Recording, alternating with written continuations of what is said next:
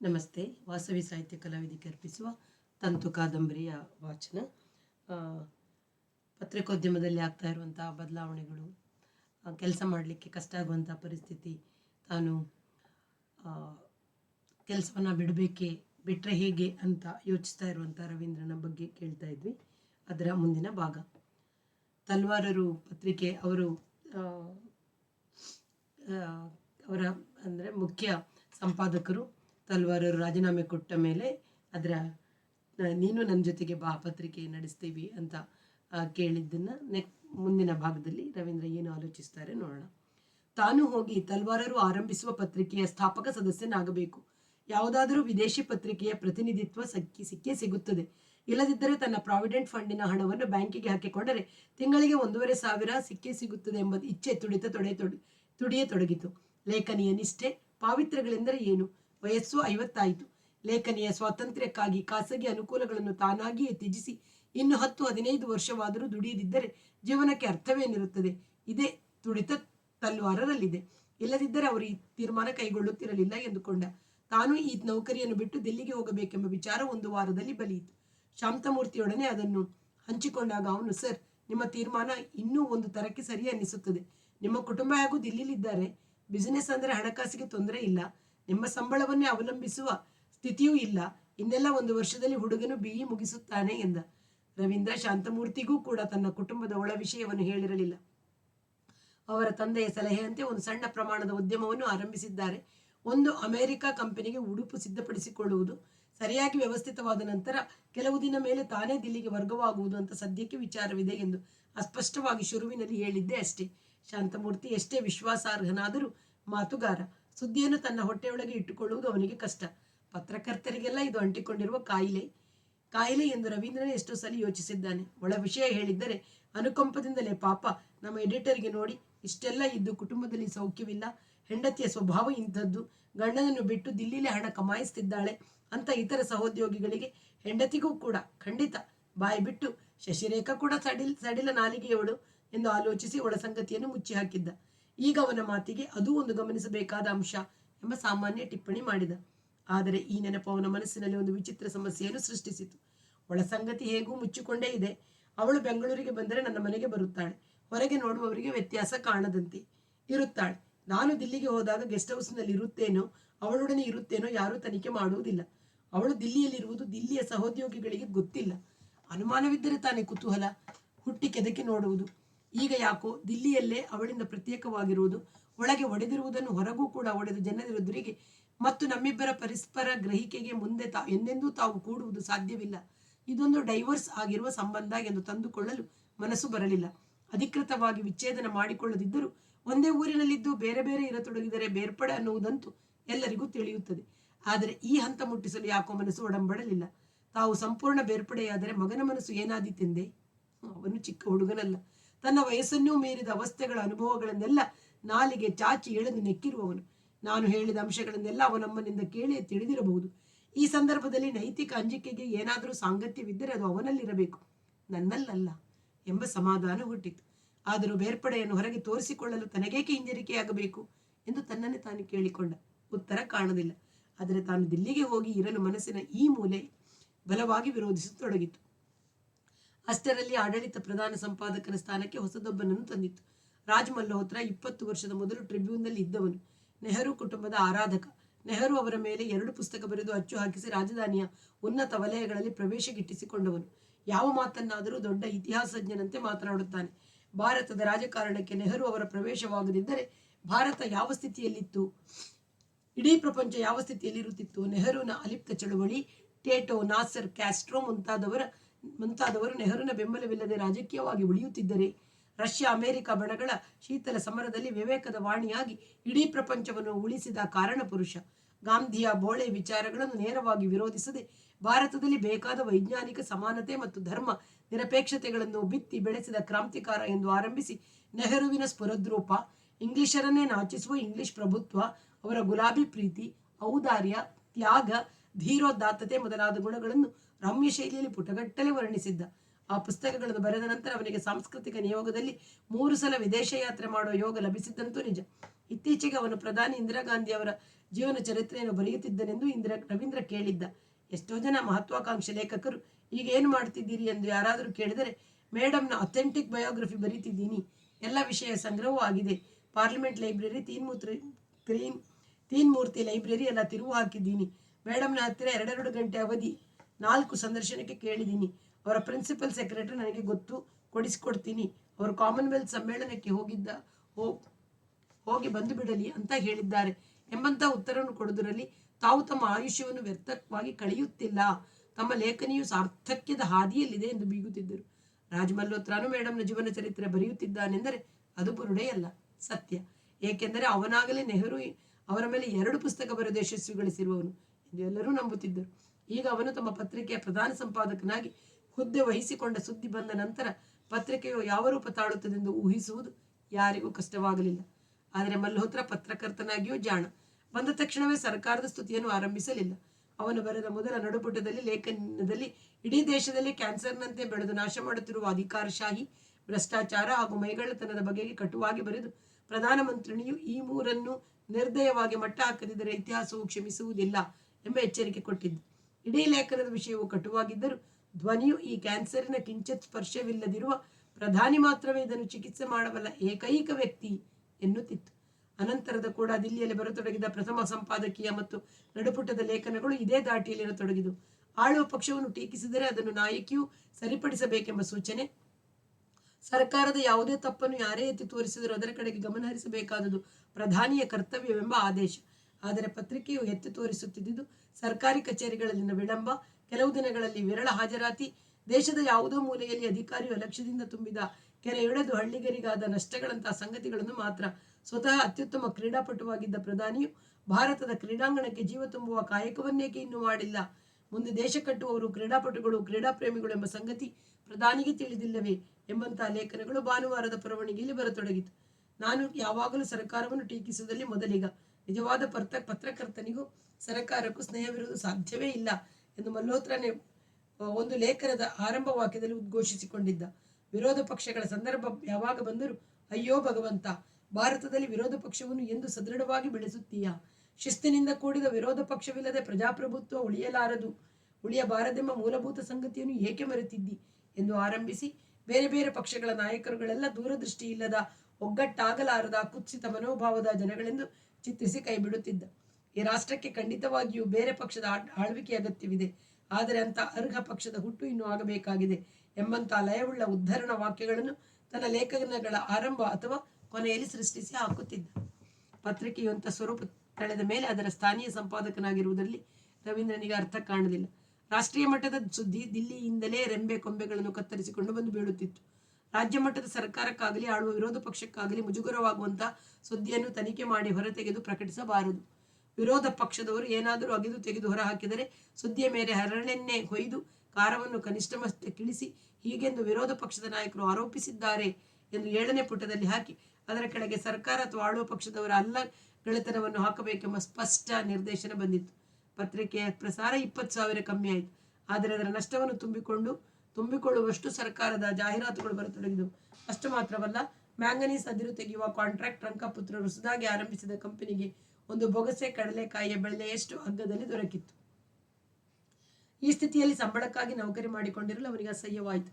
ಬರಿಯ ಭಾವನೆಯ ಅಸಹ್ಯವಲ್ಲ, ತಾನೊಂದು ಸುಳ್ಳಿನ ಜಾಲದ ಅಂಗವಾಗಿ ಬೌದ್ಧಿಕ ನೀತಿಯಲ್ಲಿ ತೊಡಗಿರುವ ಅರಿವು ಮೂಡಿತು. ಸಾರ್ವಜನಿಕ ಜೀವನದಲ್ಲಿ, ರಾಜಕೀಯ, ಆರ್ಥಿಕ ಜೀವನದಲ್ಲಿ ನಡೆಯುತ್ತಿರುವ ಮಾಹಿತಿಗಳನ್ನು ಹೆಕ್ಕಿ ಹೊರತೆಗೆದು ಜನರ ಮುಂದಿಡುವುದೇ ತನ್ನ ಧರ್ಮ. ಅದನ್ನು ಮುಚ್ಚುವ, ಚಿತ್ರದ ಗಾತ್ರವನ್ನು ಕಡಿಮೆ ಮಾಡುವ, ವಿರೋಧ ಪಕ್ಷಗಳ ಕಪ್ಪು ಮಚ್ಚೆಯನ್ನು ಉತ್ಪ್ರೇಕ್ಷಿಸುವ ಬರವಣಿಗೆಯು ಸತ್ಯವನ್ನು ತಿರುಚಿ ನಾಶ ಮಾಡುವ ಕೆಲಸ ಎಂಬುದು ತೀವ್ರವಾಗಿ ಮನಸ್ಸನ್ನು ತಾಕಿ ಪಾಪ ಪ್ರಜ್ಞೆ ಕಾಡತೊಡಗಿತು. ಈ ಕೂಲಿ ನೌಕರಿಯನ್ನು ಬಿಟ್ಟು ತಲ್ವಾರರ ಪ್ರಯತ್ನದಲ್ಲಿ ಹೆಗಲು ಕೊಡುವುದೇ ತನಗಿರುವ ಏಕೈಕ ನೈತಿಕ ಮಾರ್ಗ ಎಂಬ ತೀರ್ಮಾನ ಗಟ್ಟಿಯಾಗತೊಡಗಿತು. ಆದರೆ ಯಾಕೋ ದಿಲ್ಲಿಗೆ ಹೋಗಲು ಹಿಂಜರಿತ. ದಿಲ್ಲಿಯನ್ನು ಬಿಟ್ಟು ಬೇರೆ ಯಾವ ಊರಿನಲ್ಲಾದರೂ ಆ ಪತ್ರಿಕೆಯ ಪ್ರತಿನಿಧಿಯನ್ನಿಡುವ ಆರ್ಥಿಕ ಅನುಕೂಲ ಅದಕ್ಕಿಲ್ಲ ಎಂಬ ಅರಿವು. ವಿದ್ಯಾಶಾಲೆಯ ಕಾರ್ಯಕಾರಿ ಸಮಿತಿಯ ಸಭೆ ಇತ್ತು. ಅದಕ್ಕೆ ಪಾಟೀಲರ ಕಾರಿನಲ್ಲಿ ಕೂತು ಹಾಲಗೆರೆಗೆ ಹೋಗುವಾಗ ಅವರು ಕೇಳಿದರು, ನಿಮ್ಮ ಪೇಪರನ್ನು ಆಳುವ ನಾಯಕಿ ಖರೀದಿ ಮಾಡಿ ತಗೊಂಡಳಂತಲ್ಲ, ಸಾರ್ವಜನಿಕ ರೊಕ್ಕ ಕೊಟ್ಟು. ಹಾದಿಯುದ್ದಕ್ಕೂ ಅದರ ವಿವರಗಳನ್ನು ಹೇಳುತ್ತಾ ಹೋದ ರವೀಂದ್ರ ತಿಪಟೂರು ಹತ್ತಿರ ಬರುವಾಗ ತನ್ನನ್ನು ಕಾಡುತ್ತಿರುವ ಸಮಸ್ಯೆಯನ್ನು ಅವರ ಮುಂದಿಟ್ಟ. ಕೋಟ್ಯಾಂತರ ರೂಪಾಯಿ ಬಂಡವಾಳ ಹೂಡದೆ ಪತ್ರಿಕೆ ನಡೆಸೋದೇ ಹಂಗ.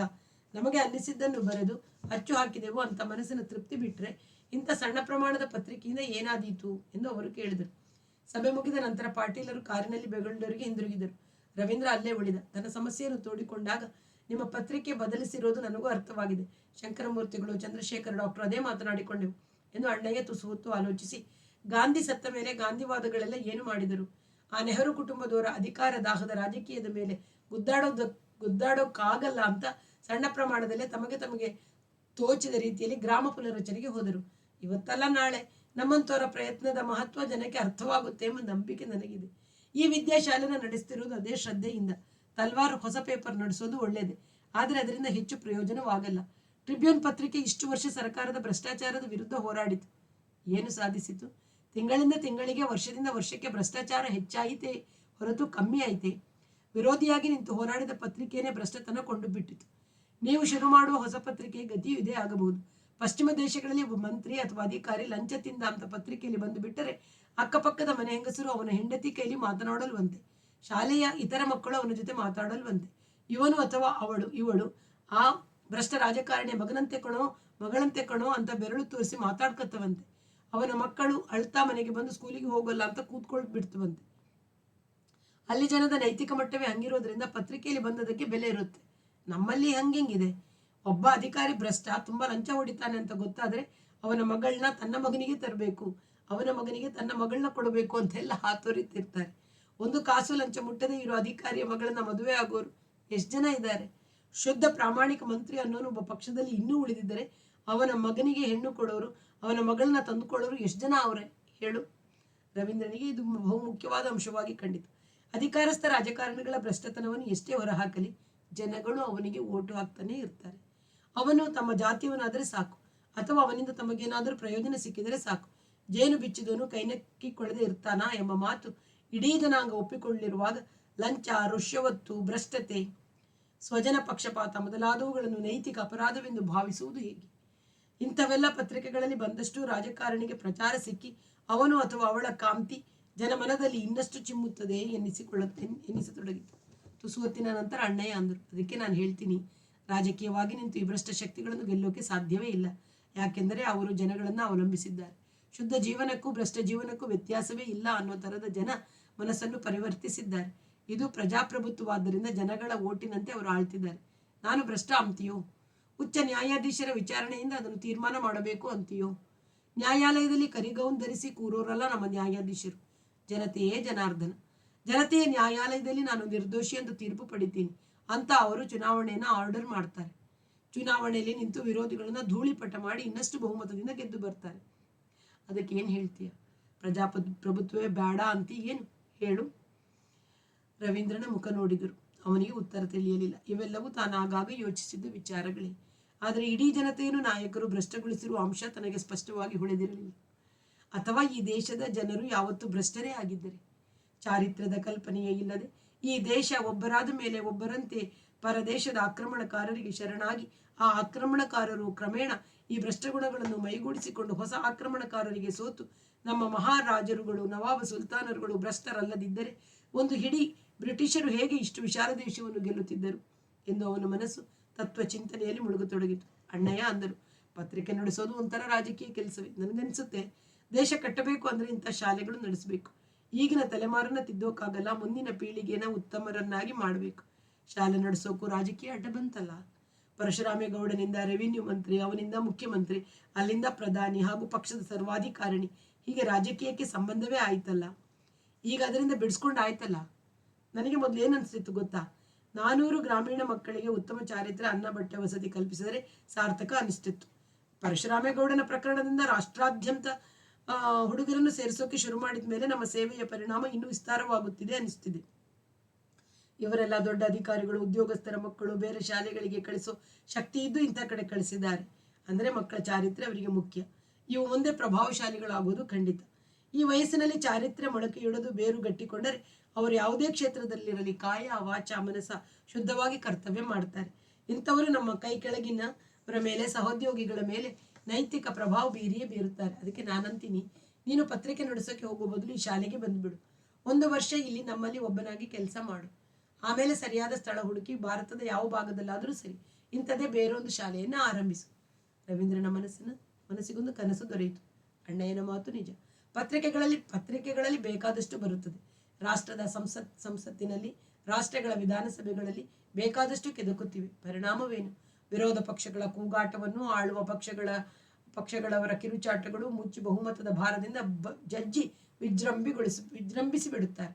ಬಹುಮತದ ಅಬ್ಬರದ ವಾಚಾಳತ್ವದ ತೂಕಗಳಿಗೆ ಸಿಕ್ಕಿಕೊಳ್ಳದೆ ತಮ್ಮೊಳಗೆ ಮೌನವಾಗಿ ಚಾರಿತ್ರವನ್ನು ತೂಕ ಮಾಡಿಕೊಳ್ಳುವಂಥ ಪ್ರಜೆಗಳು ನಮಗೆ ಬೇಕು. ವಿರೋಧ ಪಕ್ಷಗಳಾದರೂ ಶುದ್ಧವಾಗಿವೆಯೇ ಎಂದುಕೊಂಡ. ಬೆಂಗಳೂರಿಗೆ ಹಿಂದಿರುಗಿದ ಮೇಲೆ ಒಂದು ವಾರ ಅದನ್ನೇ ಯೋಚಿಸಿದ. ಅದೇ ಸರಿ ಅನ್ನಿಸಿತು. ಆಡಳಿತ ವರ್ಗವು ಆಳುವ ಪಕ್ಷ ಮತ್ತು ಸರ್ಕಾರದ ಕೈಗೊಂಬೆಗಳಾಗಿ ಪರಿವರ್ತಿತವಾಗಿ ಸರ್ಕಾರದಿಂದ ಪ್ರಯೋಜನವನ್ನು ಪಡೆಯುತ್ತಾ ಪತ್ರಿಕೆಯ ಸ್ವತಂತ್ರ ನಿಲವನ್ನು ಒತ್ತೆ ಇಟ್ಟು ಸಂಪಾದಕನಾದ ನನ್ನ ಮೇಲೆ ಒತ್ತಾಯ ತರುತ್ತಿದ್ದು ನನಗೆ ನೈತಿಕವಾಗಿ ಉಸಿರು ಕಟ್ಟುವ ಸ್ಥಿತಿಯಾಗಿರುವುದರಿಂದ ನಿಮ್ಮ ಕೆಲಸಕ್ಕೆ ರಾಜೀನಾಮೆ ಸಲ್ಲಿಸುತ್ತಿದ್ದೇನೆ.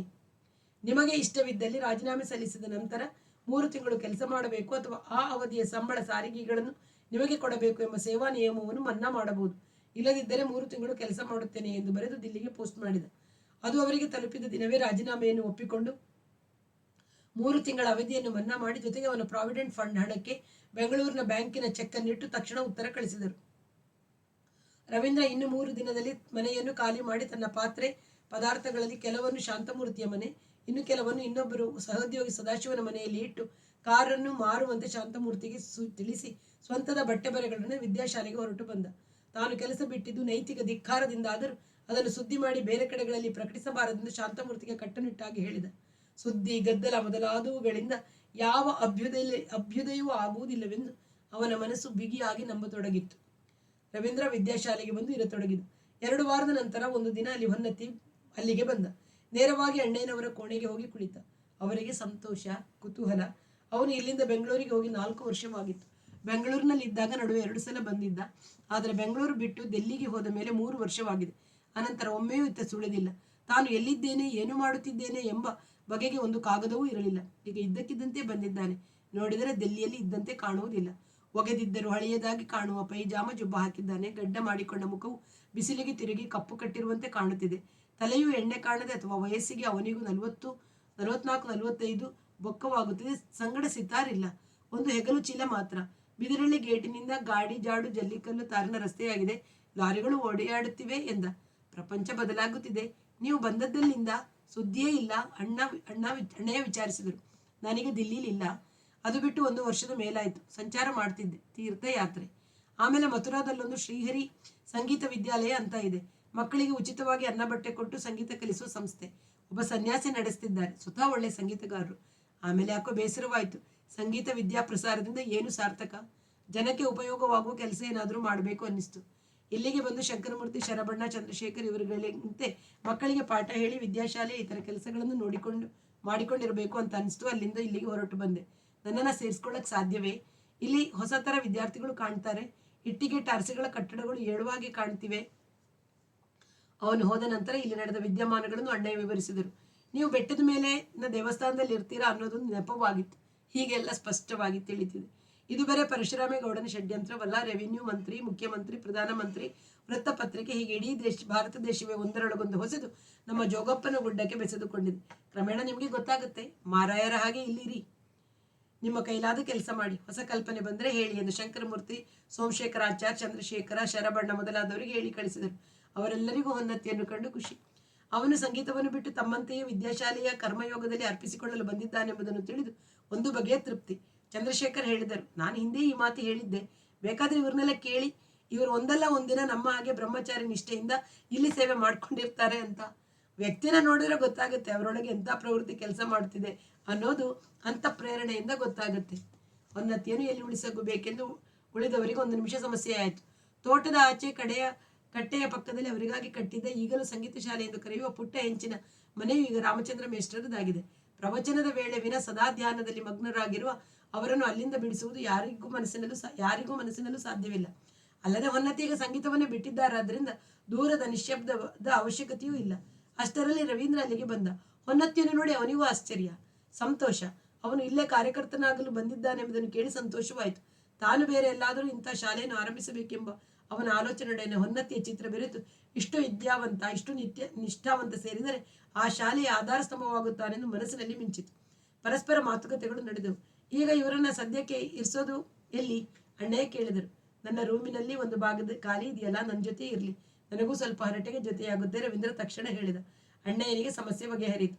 ತಮ್ಮ ಕೋಣೆಯಲ್ಲಿ ಇರಿಸಿಕೊಳ್ಳಬಹುದಿತ್ತು, ಆದರೆ ಅದು ಬರೀ ಕೋಣೆ ಆಗಿರಲಿಲ್ಲ, ಶಾಲಾ ಮುಖ್ಯ ಕಚೇರಿಯೂ ಆಗಿತ್ತು. ವಿದ್ಯಾರ್ಥಿಗಳು, ಉಪಾಧ್ಯಾಯರು, ಮಾತಾಪಿತೃಗಳು, ಇತರರು, ವ್ಯವಹಾರದವರು ಬಂದು ಕಾಣುವ ಜಾಗವೂ ಆಗಿತ್ತು. ರವೀಂದ್ರ ಹೊನ್ನತಿ ಹೆಗಲ ಚೀಲವನ್ನು ಕೈಗೆ ಎತ್ತಿಕೊಂಡು ಹೊರಟ. ಬೇಡಿ ಬೇಡಿ, ನಿಮಗೆ ವೃಥಾ ತೊಂದರೆ. ಹೊನ್ನೆತ್ತಿ ಹಿಂದೆ ಇಟ್ಟು ಹಾಕಿದ. ತೊಂದರೆ ಏನು? ನನಗೂ ಜೊತೆಯಾಗುತ್ತೆ. ಅಲ್ಲದೆ ನಾನು ಇವರೆಲ್ಲರ ಹಾಗೆ ಮೌನ ಕರ್ಮಗಳಲ್ಲಿ ಪಳಗಿಯೂ ಇಲ್ಲ, ಪತ್ರಕರ್ತನಾಗಿದ್ದವನು. ಹರಟೆ ಬೇಕು ಎನ್ನುತ್ತಾ ರವೀಂದ್ರ ಚೀಲ ಎತ್ತಿಕೊಂಡು ನಡೆದ. ಅವನನ್ನು ಅನುಸರಿಸದೆ ಹೊನ್ನತಿಗೆ ನಿರ್ವಾಹವಿರಲಿಲ್ಲ. ತಾನು ಕೆಲಸಕ್ಕೆ ರಾಜೀನಾಮೆ ಕೊಟ್ಟು ಸದ್ಯಕ್ಕೆ ಇಲ್ಲಿ ಬಂದಿರುವ ಹಿನ್ನೆಲೆಯನ್ನು ರವೀಂದ್ರ ವಿವರಿಸಿದ. ಹೊನ್ನತಿ ವೃತ್ತಪತ್ರಿಕೆಗಳನ್ನು ಓದುವುದು ಬಿಟ್ಟು 1 ವರ್ಷದ ಮೇಲಾಗಿತ್ತು. ತಾನು MBA ಮಾಡಿದ್ದವನು. ಕೇತ್ರಿಯ ಪಾತ್ರ ಮತ್ತು ಕಾರ್ಯನಿರ್ವಹಣೆಗಳ ವಿಧಾನಗಳು ಅವನಿಗೆ ಬೇಗ ಅರ್ಥವಾದವು. ಉದ್ಯಮದ ಯಶಸ್ಸಿಗಾಗಿ ಮಾಡಬಾರದು ಮಾಡುವಂತೆ ಓದು ಹೇಳುವುದಿಲ್ಲ, ಆದರೆ ಅದು ಹೇಳಿ ಕೇಳಿ ಅರ್ಥವಿದ್ಯೆ, ವ್ಯಾಪಾರಿ ವಿದ್ಯೆ. ಅಲ್ಲದ್ದು ಸಲ್ಲದ್ದರ ತಾರತಮ್ಯಗಳು ವ್ಯಕ್ತಿಯ ನೈತಿಕ ಪ್ರಜ್ಞೆಯನ್ನು ಅವಲಂಬಿಸಿದರೂ ಯಾವುದೇ ವ್ಯವಹಾರವನ್ನು ಮೂಲಭೂತವಾಗಿ ಇನ್ಪುಟ್ ಔಟ್ಪುಟ್ಗಳ ಲೆಕ್ಕಾಚಾರದಿಂದ ನಿರ್ಧರಿಸುವ ತರಬೇತಿಯನ್ನು ಕೊಡುತ್ತದೆ. ಬೆಂಗಳೂರಿನ ಸ್ಥಾನೀಯ ಮ್ಯಾನೇಜರ್ನ ಹುದ್ದೆಗೆ ರಾಜೀನಾಮೆ ಕೊಡುವಾಗ ಇದನ್ನೆಲ್ಲ ಆಲೋಚಿಸಿದ್ದೆ ಎಂಬ ನೆನಪಾಯಿತು. ರವೀಂದ್ರ ಹೊನ್ನತಿಯಲ್ಲಿ ಒಂದು ವಿಶೇಷವನ್ನು ಗಮನಿಸಿದ. ಅವನು ತನ್ನ ಮುಖಕ್ಕೆ ಮುಖ ಕೊಟ್ಟು ಸರಿಯಾಗಿ ಮಾತನಾಡುತ್ತಿರಲಿಲ್ಲ. ಸೋತವನಂತೆ, ಕಳೆದುಕೊಂಡವನಂತೆ ತಲೆ ತಗ್ಗಿಸಿ ಮಾತನಾಡುತ್ತಿದ್ದಾನೆ. ಯಾಕೆ ಈ ಹೀನ ಭಾವ? ದೇಶದ ಶ್ರೇಷ್ಠ ಕೇಂದ್ರಗಳಲ್ಲಿ MTech MBAಗಳನ್ನು ಓದಿದವರು, ಚಿಕ್ಕ ವಯಸ್ಸಿನಲ್ಲಿಯೇ ಸಿಕ್ಕಿದ ದೊಡ್ಡ ಸಂಬಳ, ಸಾರಿಗೆ ಸವಲತ್ತುಗಳನ್ನು ನೌಕರಿಯನ್ನು ಬಿಟ್ಟು ಸಂಗೀತ ಕಲಿಯಲೆಂದು ಹೋದವರು, ಬೊಂಬಾಯಿಯಲ್ಲಿ ಇದ್ದು ಕಲಿತ ಮೇಲೆ ಜೋಗಿಗುಡ್ಡದ ಮೇಲೆ ಕುಳಿತು ಹಗಲು ರಾತ್ರಿ ಸಾಧನೆ ಮಾಡಿ ಅಲ್ಲಿಂದ ಬೆಂಗಳೂರಿನಲ್ಲಿದ್ದು ಈಗ ಅರ್ಥವಾಗತೊಡಗಿತು. ನೀವಿಷ್ಟೆಲ್ಲ ಸಹಾಯ ಮಾಡಿದಿರಿ, ನಿಮ್ಮ ಮನೆಯಲ್ಲಿ ಇದ್ದುಕೊಂಡು ತಬಲಾ ಸಾಥಿಯನ್ನು ಒದಗಿಸಿದಿರಿ. ನಾನು ಸಂಗೀತವನ್ನು ಪೂರ್ತಿ ಕಲಿಯದೆ ನಡುನೆಯರಲ್ಲಿ ಕೈಬಿಟ್ಟು ಅಲ್ಲೂ ಸೋತು ಜೀವನದುದ್ದಕ್ಕೂ ಸೋತಿದ್ದೇನೆಂಬ ಕೀಳು ಭಾವನೆಯೇ? ನೀವು ಸಂಗೀತ ಸಾಧನೆಯನ್ನು ಇದ್ದಕ್ಕಿದ್ದಂತೆ ಯಾಕೆ ಬಿಟ್ಟಿರಿ? ದಿಲ್ಲಿಯಲ್ಲಿ ನನಗೆ ಸಿಕ್ಕಿದ್ದಾಗ ಹೇಳಿದಿರಿ, ದಿಲ್ಲಿಯ ಸಾಧನೆ ಮುಗಿದಿದೆ, ಬನರಾಸಿಗೆ ಹೋಗಿ ವಿಜಯ್ ಮಿಶ್ರರ ಮನೆಯಲ್ಲಿದ್ದು ಅವರ ಜೊತೆ 2 ತಿಂಗಳು ಲಯಗಾರಿಕೆ ಸಾಧನೆ ಮಾಡಿದ್ದೀರಿ ಅಂತ. ದೊಡ್ಡ ಪ್ರಚಾರದ ದೊಡ್ಡ ಸಮಾರಂಭದಲ್ಲಿ ಪ್ರವೇಶ ಕಚೇರಿ ಮಾಡ್ತೀನಿ, ವಿಜಯ್ ಮಿಶ್ರರ ಜೊತೆಗೆ ಪ್ರಮುಖ ಕಚೇರಿಗಳ ಪ್ರವಾಸದ ವ್ಯವಸ್ಥೆಯಾಗಿದೆ ಅಂತ. ಇದ್ದಕ್ಕಿದ್ದಂತೆ ಸಂಗೀತ ಯಾಕೆ ಬಿಟ್ಟಿರಿ? ಇದ್ದಕ್ಕಿದ್ದಂತೆ ಬಿಡಲಿಲ್ಲ, ಕ್ರಮೇಣ ಬಿಟ್ಟೆ. ನೀವಿಷ್ಟೆಲ್ಲ ಸಹಾಯ ಮಾಡಿ ನಿರೀಕ್ಷೆ ಇಟ್ಟುಕೊಂಡಿದ್ದ ಕ್ಷೇತ್ರವನ್ನೇ ಬಿಟ್ಟೆ. ಸಾರಿ ಎನ್ನುವಾಗ ಅವನ ಮುಖ ವಿಷಾದದಿಂದ ಹಿಂಡಿಕೊಂಡಿತು. ನಾನು ಸಹಾಯ ಮಾಡಿದೆ ಅನ್ನೋದು ನಿಮ್ಮ ಮನಸ್ಸಿನಲ್ಲಿ ಬರಲೇಬಾರದು. ನಾನು ಮಾಡಿದ್ದಾದರೂ ಏನು? ನಿಮ್ಮ ಸೋದರನ ಮನೆಯಲ್ಲಿ ನೀವು ಕೆಲ ದಿನ ಇದ್ದಿರಿ, ನನಗೆ ಜೊತೆಯಾಗಿದ್ದಿರಿ. ನಿಮ್ಮ ಜೊತೆ ನನಗೆಷ್ಟು ಸಂತೋಷ ಕೊಟ್ಟಿತ್ತು. ಪ್ರತಿ ರಾತ್ರಿ ನಿಮ್ಮ ಸಿತಾರ ಆಲಾಪ ಕೇಳ್ತಾ ನಿದ್ದೆ ಹೋಗೋ ಭಾಗ್ಯ ಕಮ್ಮಿಯದೆ. ಇಷ್ಟೊಂದು ಪ್ರೀತಿಸುತ್ತಿದ್ದ ಸಂಗೀತವನ್ನ ಹೀಗೆ ಬಿಟ್ಟು ಬಿಟ್ರಿ ಅಂದ್ರೆ ಅದಕ್ಕೊಂದು ಸಮರ್ಥನೆ ಇರಬೇಕು. ನಿಮ್ಮಂತ ದೊಡ್ಡ ವಿದ್ಯಾವಂತರು ಆಲೋಚಿಸಿದ ಇಂಥ ತೀರ್ಮಾನ ಕೈಗೊಳ್ಳಲ್ಲ. ನಿಮಗೆ ಬೇಸರವಾಗುವುದಿದ್ರೆ ಹೇಳ್ಬೇಡಿ. ಹೇಳದೇ ಇರುವಂಥದ್ದು ಏನೂ ಇಲ್ಲ. ಪ್ರವೇಶ ಕಚೇರಿ ವಿಷಯ ಹೇಳಿದ್ದೇನಲ್ಲ, ಅದರಲ್ಲೆಷ್ಟು ವ್ಯಾಪಾರವಿದೆ ಅಂತ. ಪ್ರಚಾರ ವ್ಯಾಪಾರದ ಒಂದು ಅಗತ್ಯ ತಾನೆ. ವಿಜಯ್ ಮಿಶ್ರಾ ಅಷ್ಟು ದೊಡ್ಡ ಕಲಾವಿದ, ಹಾಗೆ ಲಯದ ಮರ್ಮ ಹಿಡಿದು ಬಾರಿಸುವ ತಬಲಜಿಯೇ ಇಲ್ಲ. ಅಂಥವರದು ಕೂಡ ವ್ಯಾಪಾರಿ ಮನಸ್ಸು. ಇದೆಲ್ಲ ನೋಡಿ ಮನಸ್ಸು ಬೇಸರ ಹುಟ್ಟಿತು. ಕ್ರಮೇಣ ಸಂಗೀತದ ಮೇಲೆ ಬೇಸರ ಹುಟ್ಟಿತು. ವ್ಯವಹಾರವನ್ನೇ ಮಾಡಬೇಕೆಂದರೆ ನನ್ನ MTech MBA ಪದವಿಯ ಆಧಾರದ ಮೇಲೆ ಇದರ 100 ಪಟ್ಟು ಲಾಭ ಬರುವ ವ್ಯವಹಾರ ಮಾಡಬಹುದಿತ್ತು. ಅದು ಬಿಟ್ಟು ಇಲ್ಲಿಗೆ ಬಂದು ಇಲ್ಲಿಯೂ ಅದೇ ರೂಪಾಯಿಯ ಲೆಕ್ಕಾಚಾರ ಮಾಡುವುದಾದರೆ ಇದು ಯಾಕೆ ಬೇಕು ಅನ್ನಿಸಿತು. ಅಷ್ಟರಲ್ಲೊಬ್ಬರು ಬೈರಾಗಿ ಸಿಕ್ಕಿದರು. ಬೈರಾಗಿ ಅಂದ್ರೆ ಧ್ಯಾನ ತಪಸ್ಸುಗಳವರಲ್ಲ, ಈ ವಿದ್ಯಾಶಾಲೆಯಲ್ಲಿ ಇದ್ದಾರಲ್ಲ ಅಣ್ಣಯ್ಯ, ಶಂಕರಮೂರ್ತಿ, ಚಂದ್ರಶೇಖರ್ ಇಂಥವರು ದೊಡ್ಡ ಸಂಗೀತಗಾರರು. ಯಾವ ಲೌಕಿಕ ಆಶೆಯೂ ಇರಲಿಲ್ಲ. ಮಥುರೆಯಲ್ಲೊಂದು ಸಂಗೀತ ಶಾಲೆ ನಡೆಸ್ತಾರೆ. ಕಚೇರಿ ಮಾಡಿ ಬಂದ ದುಡ್ಡನ್ನೆಲ್ಲ ಅಲ್ಲಿಗೆ ಹಾಕ್ತಾರೆ. ಪ್ರತಿಭಾವಂತ ವಿದ್ಯಾರ್ಥಿಗಳಿಗೆ ಅನ್ನ ಬಟ್ಟೆ ಕೊಟ್ಟು ಸಂಗೀತ ಕಲಿಸ್ತಿದ್ದಾರೆ, ಸಾಧನೆ ಮಾಡ್ತಾರೆ. ಜೊತೆಗೊಂದಿಷ್ಟು ಧ್ಯಾನ, ಉಪನಿಷತ್ತು, ಯೋಗಶಾಸ್ತ್ರಗಳ ಅಧ್ಯಯನ. ಅವರ ಸಂಪರ್ಕವಾಯಿತು. ಅವರ ಶಾಲೆಯಲ್ಲಿ ಕೆಲ ದಿನವಿದ್ದು ಪಾಠ ಹೇಳ್ತಿದ್ದೆ.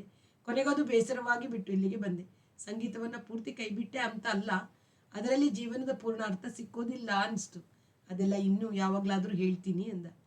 ಆದರೆ ಇಷ್ಟನ್ನು ಮಾತನಾಡುವಾಗ ಕೂಡ ಅವರು ಸರಿಯಾಗಿ ತನಗೆ ಮುಖ ಕೊಟ್ಟು ಮಾತನಾಡುತ್ತಿಲ್ಲ ಎನ್ನುವುದು ರವೀಂದ್ರನಿಗೆ ಅರ್ಥವಾಯಿತು. ಜೀವನದಲ್ಲಿ ಸೋಲುಂಡವರಿಗೆ ಬರುವಂಥ ಕೀಳರಿಮೆಯಿಂದ ಹೀಗಾಗುತ್ತಿದೆ. ಇದನ್ನು ಸೋಲು ಅಂತ ಯಾಕೆ ಭಾವಿಸಬೇಕು? ಕೀಳರಿಮೆಗೆ ಯಾಕೆ ಅವಕಾಶ ಕೊಡಬೇಕು? ಇರಲಿ, ಕ್ರಮೇಣ ನಾನೇ ಧೈರ್ಯ ತುಂಬ್ತೀನಿ ಎಂದು ನಿರ್ಧರಿಸಿಕೊಂಡ. ಆ ರಾತ್ರಿ ಒಂದೇ ಕೋಣೆಯಲ್ಲಿ ಮಲಗಿದ ಸ್ವಲ್ಪ ಹೊತ್ತಿಗೆ ರವೀಂದ್ರನಿಗೆ ನಿದ್ದೆ ಬಂತು. ಕಳೆದ 3 ದಿವಸದ ಪ್ರವಾಸ, 2 ದಿನ ರೈಲು, ಆ ದಿನ ಬೆಂಗಳೂರಿನಿಂದ ಬಸ್ಸು, ಬಿದರಳ್ಳಿಗೆ ಗೇಟಿನಿಂದ ನಡಿಗೆ ಆಯಾಸವಾಗಿದ್ದರೂ ಹೊನ್ನತಿಗೆ ಬರಲಿಲ್ಲ. ರವೀಂದ್ರನಿಗೆ ಈ ಶಾಲೆಯ ಸಂಪರ್ಕವಿದೆ. ಅವರು ಇದರ ಆಡಳಿತ ಮಂಡಳಿಯ ಸದಸ್ಯರು. ಯಾವಾಗಲಾದರೊಮ್ಮೆ ಸಭೆಗೆ ಬಂದು ಹೋಗ್ತಾರೆ ಎಂಬುದು ಮಾತ್ರ ಅವನಿಗೆ ಗೊತ್ತಿತ್ತು.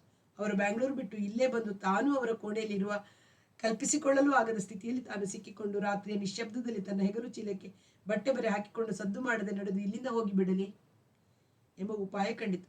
ಮಲಗಿದ್ದವನು ಸದ್ದಿಲ್ಲದೆ ಎದ್ದು ಕುಳಿತ. ಎಲ್ಲೆಲ್ಲೂ ನಿಶ್ಶಬ್ದ. ಅಲ್ಲ, ಆ ಗೋಡೆಯ ಹತ್ತಿರ ಮಲಗಿರುವ ಅವರ ಉಸಿರಾಡುವ ಮೆದುಸ್ವರ ಕೇಳುತ್ತಿದೆ.